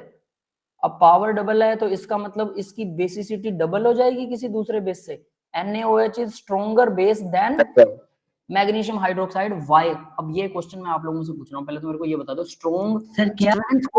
स्ट्रेंथ को इसकी पावर से मत लेना। पावर तो मतलब इसकी कैपेसिटी है, कैपेसिटी डबल है, लेकिन क्या पावर डबल है? पावर तो NaOH की ज्यादा है। बताओ कैसे?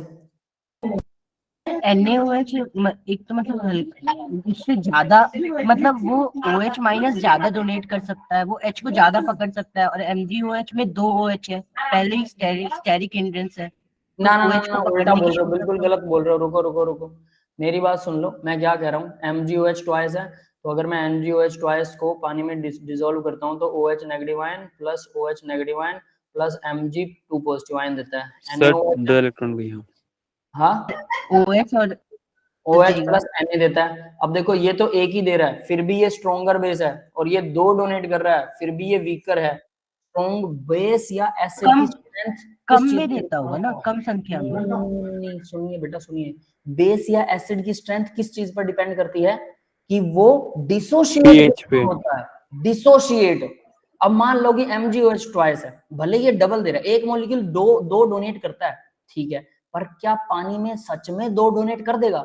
इसमें पावर नहीं है कि ये OH नेगेटिव आयन को अलग कर दे, ये चिपका के रखता है अपने आप से।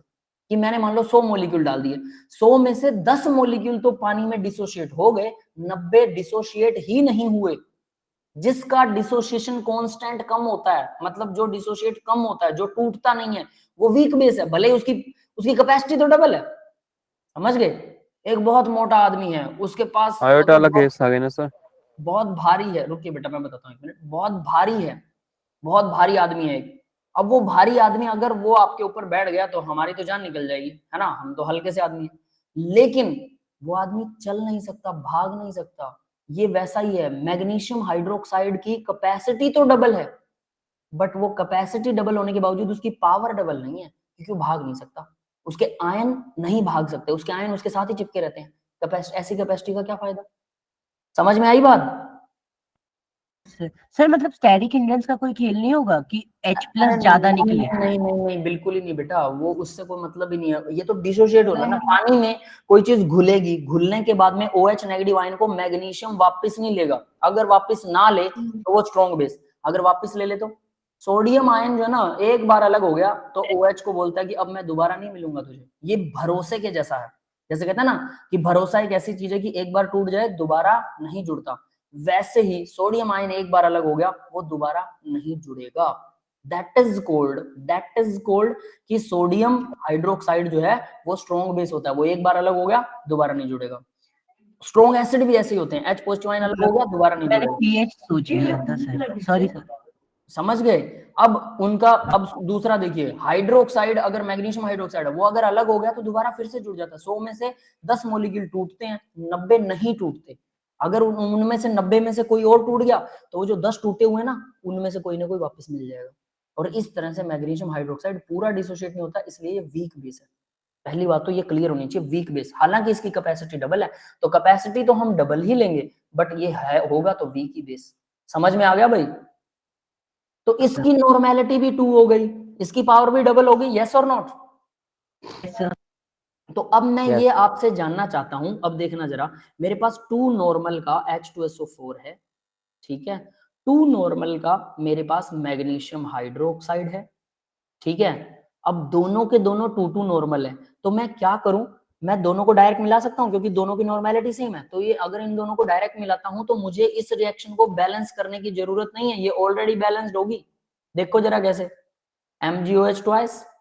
अब देखो इसमें क्या होने वाला है, H2 और OH तो पानी बना देंगे, मैग्नीशियम क्या है, मैग्नीशियम की वैलेंसी 2 होती है, ऑब्वियस है, तो मैग्नीशियम के साथ 2 लगाने की जरूरत नहीं, MgSO4 डायरेक्ट जुड़ जाएगा, प्लस 2 वाटर अपने आप बन जाएंगे, यस और नॉट? Yes sir. क्लियर है? तो इस तरह से मुझे पता है कि दोनों की कैपेसिटी 2 थी, तो इनको बैलेंस करने की जरूरत नहीं है। बट अगर मैं इसकी जगह मैं आपको ये कहूं कि H2SO4 है मेरे पास जो कि 2 नॉर्मल है, और मेरे पास NaOH है 1 नॉर्मल का, NaOH, ठीक है, NaOH।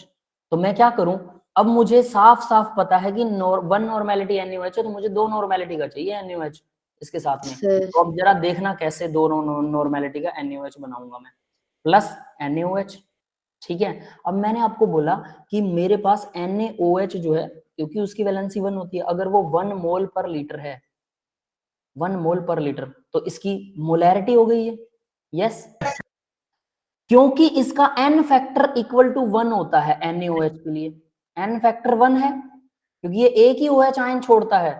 तो मैं क्या लिख सकता हूं इसे, अब ये जरा देख लेना, तो मैं लिख सकता हूं कि ये नॉर्मेलिटी, इसकी मोलैरिटी, मोलैरिटी को 1 से मल्टीप्लाई कर दूंगा तो वो नॉर्मेलिटी बन जाएगी, यानी कि नॉर्मेलिटी भी इसकी 1 नॉर्मल ही क्या है मेरे पास, NaOH है, यस है ना। मुझे तो 2 चाहिए, क्या करूं, मुझे यहाँ पता है कि एक नॉर्मल है लेकिन H2SO4 2 नॉर्मल है, या तो मैं इसको आधा कर दूं H2SO4 को, या इसको डबल कर दूं।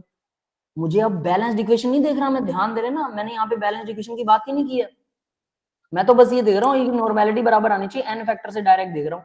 तो मुझे क्या करना पड़ेगा कि मैं 2 नॉर्मल, मुझे नॉर्मेलिटी ऑफ 2 नॉर्मल लेना पड़ेगा NaOH। तो 2 नॉर्मल का मतलब क्या हो गया भाई, तो 2 नॉर्मल का मतलब है कि मुझे एक मोलैरिटी वाला नहीं, मुझे NaOH एक्चुअल में NaOH कितना चाहिए, 2 मोल पर लीटर वाला सॉल्यूशन चाहिए, जिसकी मोलैरिटी 2 हो। तो मोलैरिटी 2 होगी तो नॉर्मेलिटी भी अपने आप 2 हो जाएगी। ये समझ में आ गया सबको? Yes sir.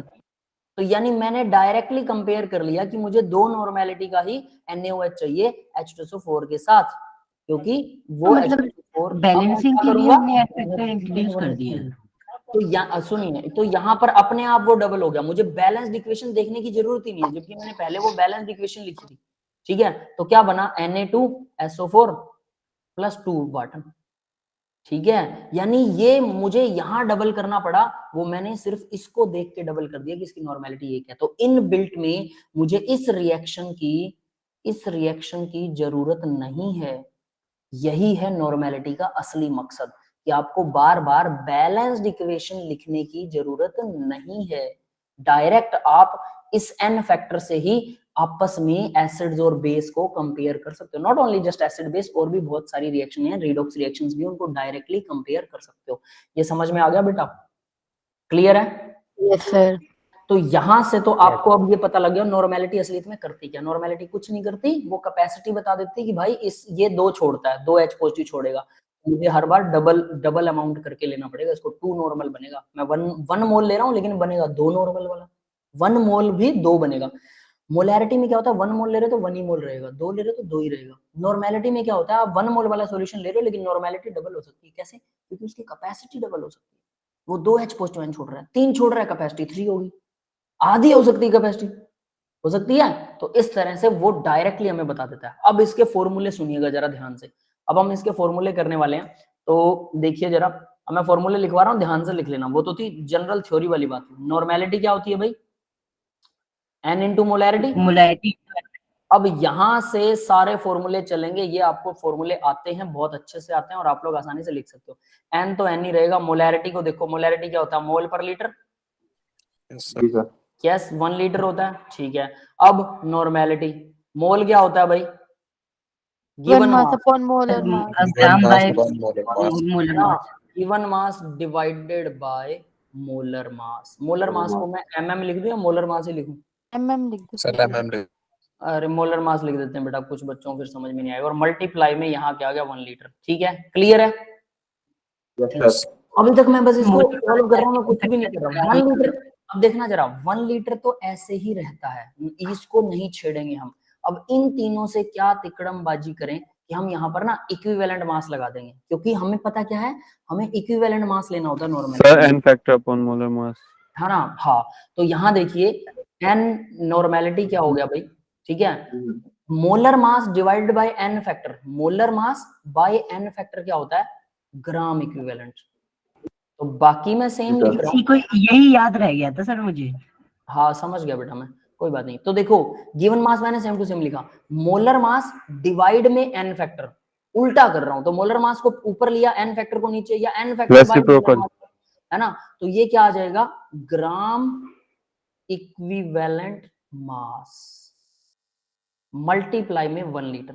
तो देखो ग्राम इक्विवेलेंट मास की एक अलग ही वो बन गई है, एक अलग फॉर्मूला बन गया है जो आपको याद रखना होता है। ये थोड़ा सा टिपिकल काम लगता है भाई, ग्राम इक्विवेलेंट मास, है ना। तो ग्राम इक्विवेलेंट मास क्या होता है, क्या लिखूं ग्राम इक्विवेलेंट मास को, molar mass bye mm upon n, n factor. Molar mass divided by n factor. अब इसको ध्यान से ना कि molar mass divided by n factor, अगर n factor by molar mass करूंगा तो क्या हो जाएगा, वो फॉर्मूला गलत हो जाएगा। 1 बाय ग्राम ग्राम। जैसे मैंने n बाय मोलर किया तो 1 बाय ग्राम इक्विवेलेंट ही लगाया है, ध्यान दो, है ना। कैसे भी समझ लो, बात एक ही है। अब उसके बाद given mass by gram equivalent mass क्या होता है, ये होता है given mass by gram equivalent mass equivalence, equivalent mass, equivalent mass divided by litre of solution. Clear है भाई, ये आपका नॉर्मेलिटी का फॉर्मूला हो गया, बस इतनी है नॉर्मेलिटी। तो इसमें आपको 2 चीजें, अब एक और फॉर्मूला यहां से बन गया, क्या बना, इक्विवेलेंट मास का फॉर्मूला बन गया। इक्विवेलेंट मास का फॉर्मूला क्या बनेगा, बस ये दोनों फॉर्मूले अलग हैं जो याद करने गिवन पड़ेंगे, मास अपॉन ठीक है। ये होता है given mass gram equivalent divided by equivalent mass, बस ग्राम इक्विवेलेंट, है ना। ग्राम इक्विवेलेंट और इक्विवेलेंट में फर्क है, याद रख लेना। इक्विवेलेंट मास ये होता है आपका इक्विवेलेंट मास जो ग्राम इक्विवेलेंट मास से मल्टीप्लाई, यानी कि नंबर ऑफ मोल क्या होता है, given mass by molar mass. लेकिन यहाँ हम नंबर ऑफ मोल की जगह पर क्या लिख रहे हैं, इक्विवेलेंट मास लिख रहे हैं। तो इक्विवेलेंट मास कहां से आएगा, given mass by molar mass की जगह पर ग्राम इक्विवेलेंट मास आ जाए। और ग्राम इक्विवेलेंट मास को निकालने का तरीका है, मोलर मास को n से डिवाइड कर दो। क्लियर है। n, अब n जो है वो है हमारा n फैक्टर या v factor, valency factor. Acids के लिए क्या होता है, जितने H पॉजिटिव आयन डोनेट करता है कोई एक एसिड, बेस के लिए जितने OH आयन डोनेट करता है, किसी मेटल के लिए जितनी उसकी मेटल के ऊपर पॉजिटिव चार्ज होता है, मेटल की वैलेंसी, नॉन मेटल की वैलेंसी, है ना। किसी अदर मॉलिक्यूल के लिए, अब बहुत सारी रिएक्शनों में बहुत सारे मॉलिक्यूल क्या करते हैं, अब ये बहुत आसान लगा होगा आपको नॉर्मेलिटी, लेकिन नॉर्मेलिटी में प्रॉब्लम कहाँ आती है, n फैक्टर में। इसको निकाल लिया तो सब सेट है। अब n फैक्टर को सोल्व करने के लिए क्या करते हैं भाई, n फैक्टर सबसे टिपिकल वन चीज है। तो n फैक्टर क्या होता है, 1 मोल के लिए आप कितना ज्यादा किसी सब्सटेंस को डोनेट कर रहे हो, या कितने इलेक्ट्रॉन पर मोल, कितने इलेक्ट्रॉन कोई सब्सटेंस डोनेट कर रहा है, that is one n factor. पर मोल कोई सब्सटेंस किसी पर्टिकुलर रिएक्शन में कितने इलेक्ट्रॉन्स का डोनेशन कर रहा है या एक्सेप्टेशन कर रहा है, एक्सेप्ट या डोनेट कर रहा है, वो होता है एन फैक्टर। यानी रीडॉक्स रिएक्शन से अब यहाँ लिंक हो जाता है। समझ में आया क्या कहा मैंने? एन फैक्टर एक मोल के लिए, एक मोल बहुत इंपॉर्टेंट है, कई बार बच्चे से भूल जाते हैं और गलती करते हैं। एक मोल के लिए किसी पर्टिकुलर रिएक्शन में कोई कंपाउंड या कोई मॉलिक्यूल जो है कितने इलेक्ट्रॉन डोनेट कर रहा है। अब देखो क्या होता है, रिएक्शन बदल दी, नंबर ऑफ मोल्स और रिएक्शन के सारे सिस्टम, सारे पैरामीटर बदल जाते हैं। मॉलिक्यूल वही है, लेकिन हो सकता है वो अब 2 मोल यूज हो रहा हो सकता है वो 3 मोल यूज हो रहा हो, एक ही मॉलिक्यूल, ऐसा हो सकता है।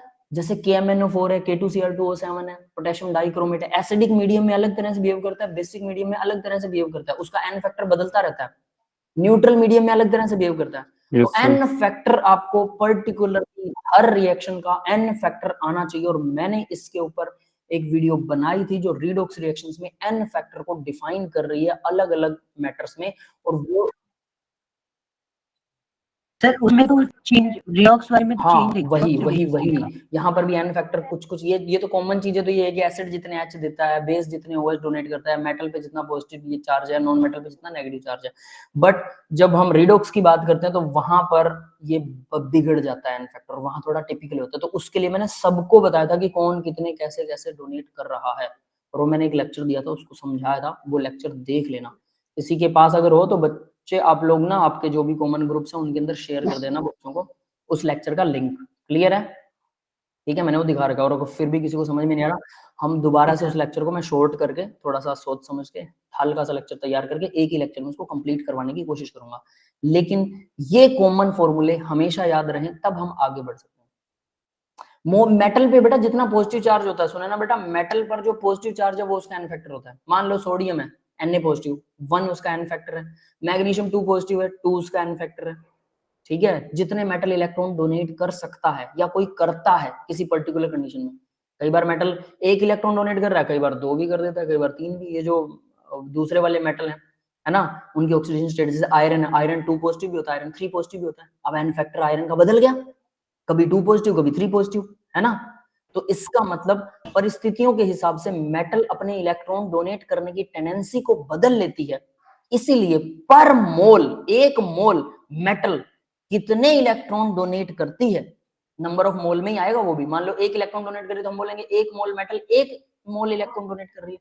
अगर 2 इलेक्ट्रॉन डोनेट कर रही है, जैसे आयरन पे 2 पॉजिटिव है, तो हम बोलेंगे 1 मोल आयरन 2 मोल इलेक्ट्रॉन डोनेट कर रहा है। अगर आयरन पे 3 पॉजिटिव है तो 1 मोल आयरन 3 मोल इलेक्ट्रॉन डोनेट कर रहा है। तो अब पीछे मोल लगा दो चाहे नंबर ऑफ इलेक्ट्रॉन, बात तो अंडरस्टूड की है, उसमें कोई दिक्कत वाली बात नहीं है। तो मोल समझ लो या उसे नंबर ऑफ इलेक्ट्रॉन समझ लो, वो होता है उसका एन फैक्टर, और वो मेटल में बदलता रहता है, नॉन मेटल में भी बदलता रहता है। तो रिडॉक्स रिएक्शन में तो क्या होता है, आयंस होते हैं, पॉजिटिव आयन नेगेटिव आयन, तो उनके भी बदलते रहते हैं, इसीलिए उनको याद करना पड़ेगा। ओवरऑल आपको वो याद ही होना चाहिए। समझ में आ गया बेटा सबको? यस सर अभी हमारे पास टाइम है, क्वेश्चन बता दोगे सर? एनसीईआरटी का है सर। क्या सर मतलब पुरानी वाली एनसीईआरटी है ना, मैंने अभी निकाल ली, तो उसमें से इसी चैप्टर का क्वेश्चन है सर, वो एविडेंस वाला सर, मतलब मोलर मास वाला, वो वाला क्वेश्चन बता दो सर। बताओ कहाँ पर है, कौन सा क्वेश्चन है? आखिर में 1.32 क्या क्या एनसीईआरटी का पॉइंट दोबारा से 1.32 एनसीईआरटी 1.32। वो चलो गैस वाला। रुको बेटा रुको, मेरे पास एनसीईआरटी है यहाँ पर। आर्गन का मोलर मास देखना है सर। किसका देखना? का मोलर मास सर 3 उसमें दे रखे हैं, वो आइसोटोप्स उसके, और मतलब बताना है कि रुको मैंने सॉल्व करवा रखा होगा 3 सर वो तो एब्सोल्यूट वाले से दे रखा है, फिर उससे वो डिवाइड करके निकालना है नहीं, शायद मैं मतलब भूल गया हूँ सर, इसी वजह से बोल रहा था, एक बार बता देना। तो उसमें तो एक क्वेश्चन नंबर एग्जांपल क्या ही है? दे रखा है एनसीईआरटी। क्वेश्चन नंबर क्या है? 1.32 32। ठीक है, अभी दिखा देते हैं बेटा आपको। ये रहा 1.32। Show that the circumference of the Bohr orbit. ये तो सर्कमफ्रेंस है यार सर, ये सेकंड चैप्टर है सर, तो चैप्टर फर्स्ट 2 खुल चैप्टर गया है ना आपका। हमारा। सेकंड चैप्टर खोल लिया क्या? ठीक है, रुको। ये लो मोल कॉन्सेप्ट भी आ गया। 32 क्वेश्चन। ये calculate the number of the atom of the following. Sir तो आसान ही है बस। 32 ये वाला यूज द नहीं। डाटा। अच्छा ये वाला आर्गन वाला। सर मतलब इनका शायद मैं भूल रहा था, इसी वजह से बोल रहा था क्या क्या क्या? इनका। सर इसको इनका मैं भूल रहा था, मतलब मतलब कुछ परेशानी होती है शायद इसमें, इसलिए मैं भूल गया था कि आखिर इसमें यूज क्या हो रहा था। आपको जैसे आर्गन का एविडेंस। कॉमन वो एवरेज मास निकालना है। यस सर, वैसे ही कुछ। ठीक है, तो सर देखो मतलब मेरी बात सुनो। आपके ना 1% तो ये है, ठीक है, 36 वाला 1% ये है, एक 38 वाला, 40 वाले के इतने परसेंट है, 40 वाला 99% है। सिंपल सी बात है, 99% 40 जिसका मोलर मास है, यानी कि एक बच्चा है, ये समझ लो कि एक बच्चा जिसका 40 kg क्या है, मास है। और ऐसे क्लास में 99.6 बच्चे हैं। क्लियर है? 99.6% बच्चे हैं। समझ गए? क्लियर है? क्लियर है सर। ठीक है। अब दूसरा मैं बताता हूं आपको, 38 kg वाले, इसको ऐसे समझना, 38 kg वाले 37.96% है। सॉरी नहीं, ये 38 kg है, ये तो मास ही दे रहेगा ग्राम पर मोल में ना, 0.063% है, बहुत कम है। और 36 kg वाले जो बच्चे हैं, अप्रोक्सीमेटली 36 इन्होंने मास दिखा रखा है ना, तो हम उसको पूरा 36 ले रहे हैं ताकि आपका पॉइंटों में गड़बड़ ना हो। इतने परसेंट बच्चे हैं, ये समझ में आ गया? तो मान लो टोटल बच्चे आपके पास 100 हैं, सपोज दैट 100 में से 40 किलो कितने बच्चों का मास है? 99.6 बच्चों का। तो 99.6 बच्चों का 40 किलो मास है, मतलब एक बच्चे का मास 40 है और 99.6 बच्चे हैं जिनका मास 40 है। तो टोटल मास कितना हो गया 99.6 का? 100 से मल्टीप्लाई कर दिया। क्लियर है? सर डिवाइड जाएगा ना, मल्टीप्लाई थोड़ी। अरे सुनिए, मल्टीप्लाई क्यों नहीं जाएगा भाई? डिवाइड में जाएगा ना, 40% बच्चों का। देखो कैसे, तो 40% नहीं है बेटा, 40 किलो मास है एक बच्चे का और हाँ मतलब 99 बच्चे 96 है, तो फिर सब उसको सर नॉर्मल करेंगे इसमें तो डिवाइड में जाएगा। एवरेज मास निकालने के लिए सबका मतलब परसेंटेज में कितना कितना मास बनेगा वो सबको मतलब वो दे एवरेज रखा है कर सर, देंगे। तब डिवाइड में जाएगा बस 100। इतना था। हाँ, ठीक है। अब जरा ध्यान से मेरी बात सुन लो यार, अपने वाले आइडिया बंद कर दो। मैंने आपको क्या कहा, मत देखो कि वो आर्गन दिया हुआ है, बस मेरी एक बात मान लो। आपकी क्लास में, सिंपल करते हैं, आपकी क्लास में टोटल 100 बच्चे हैं, ठीक है? क्लियर है?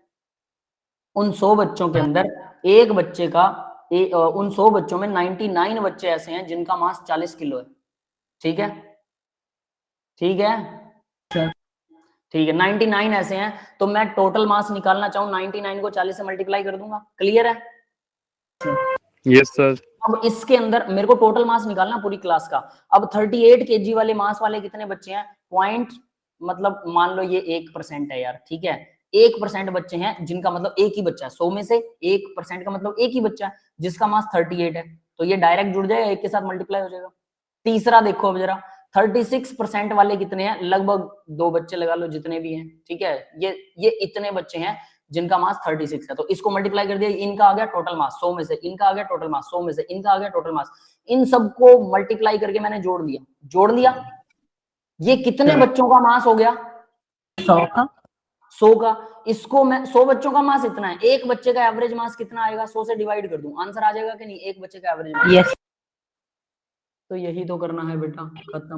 मैं मतलब अब मेरे को सुनिए, मैं तो इतने भूल गया था इसको। अब सुनिए सुनिए, मैं समझता हूं, मैं आपकी भावनाएं समझ गया। अब देखो इन्होंने क्या किया, यहाँ पर जितना परसेंटेज दे रखी है उसको मल्टीप्लाई कर दिया 36, मतलब ये 36 वाला है ना, ये जो 36 आर्गन वाला है, इसको इसने इस परसेंटेज से मल्टीप्लाई कर दिया। क्यों? क्योंकि भाई 36 एक बच्चे का मास है और इतने बच्चे हैं क्लास में, 100 में से इतने हैं, ठीक है? फिर उसके बाद दूसरा 0.66 वाला, ये इसको 38 से मल्टीप्लाई कर रखा है, अप्रोक्सीमेट 38 से, है ना? ये जितना भी इसने मास दिया है, क्योंकि ये पॉइंटों में आते तो हमें गड़बड़ होती है, तो उससे मल्टीप्लाई कर दिया। फिर नीचे वाला क्या है? ये इतने बच्चे हैं 40 किलो वाले 99.6% है। क्लियर है? तो ये हमने सबका निकाल लिया, सबको आपस में जोड़ दिया। जोड़ने के बाद अब देखो जरा, जोड़ने के बाद इसको 100 से डिवाइड कर दो, तो एक बच्चे का आपके पास एवरेज मास आ जाएगा। अब इन्होंने 100 से डिवाइड नहीं कर रखा है, आप लोग इसको 100 से डिवाइड करना, आपके पास एक बच्चे का कर रखा है सर, डिवाइड कर रखा है, बस सीधा परसेंटेज मतलब सीधा डिवाइड में दे रखा है, बाई के कुछ नहीं कर रखा सर। हो सकता है हाँ, कुछ ऐसा कुछ। अब इनका मेथड मुझे आई डोंट लाइक दिस, तभी आप लोग भूलते हैं, क्योंकि ये लोग मेथड थोड़े ठीक नहीं बताते हैं, ठीक है? हमने उसको डायरेक्ट किया है। मेरी ये भावनाएं समझ में आई क्या? सीधी क्लास में जितने बच्चे हैं सब बच्चों का यस अलग सर, अलग आगे मास, सर। एवरेज निकाल लो, यस सर। बस हो गया यार, यही है। क्लियर है? समझ Yes, में आ sir. गया बेटा? तो कुछ इस तरह से इसको आसानी से कर सकते हो, इसके चक्कर में बाकी मत पड़ो, बहुत आसान चीज है, सिंपल और साफ। ठीक है, तो भाई अभी क्लास ऑफ करते हैं, लेकिन मुझे ना आपके वो सारे के सारे वो चाहिए, क्या बोलते हैं उसको, फॉर्मूला चाहिए मुझे, जो आज हमने किए हैं, और ध्यान से करना उनको, और वो आने चाहिए सभी को। ऑल सर लिख लिए सर। लिख लिए, दैट्स ऑल। और वो याद होने चाहिए, और उसके ऊपर न्यूमेरिकल सॉल्व करना बेटा, मोल कॉन्सेप्ट के ऊपर, जो याद तो थे, बस उल्टा कर दिया। ठीक है। That's all for the today's class. अभी मैं रिकॉर्डिंग ऑफ कर रहा हूँ, और मोल कॉन्सेप्ट के कम से कम 5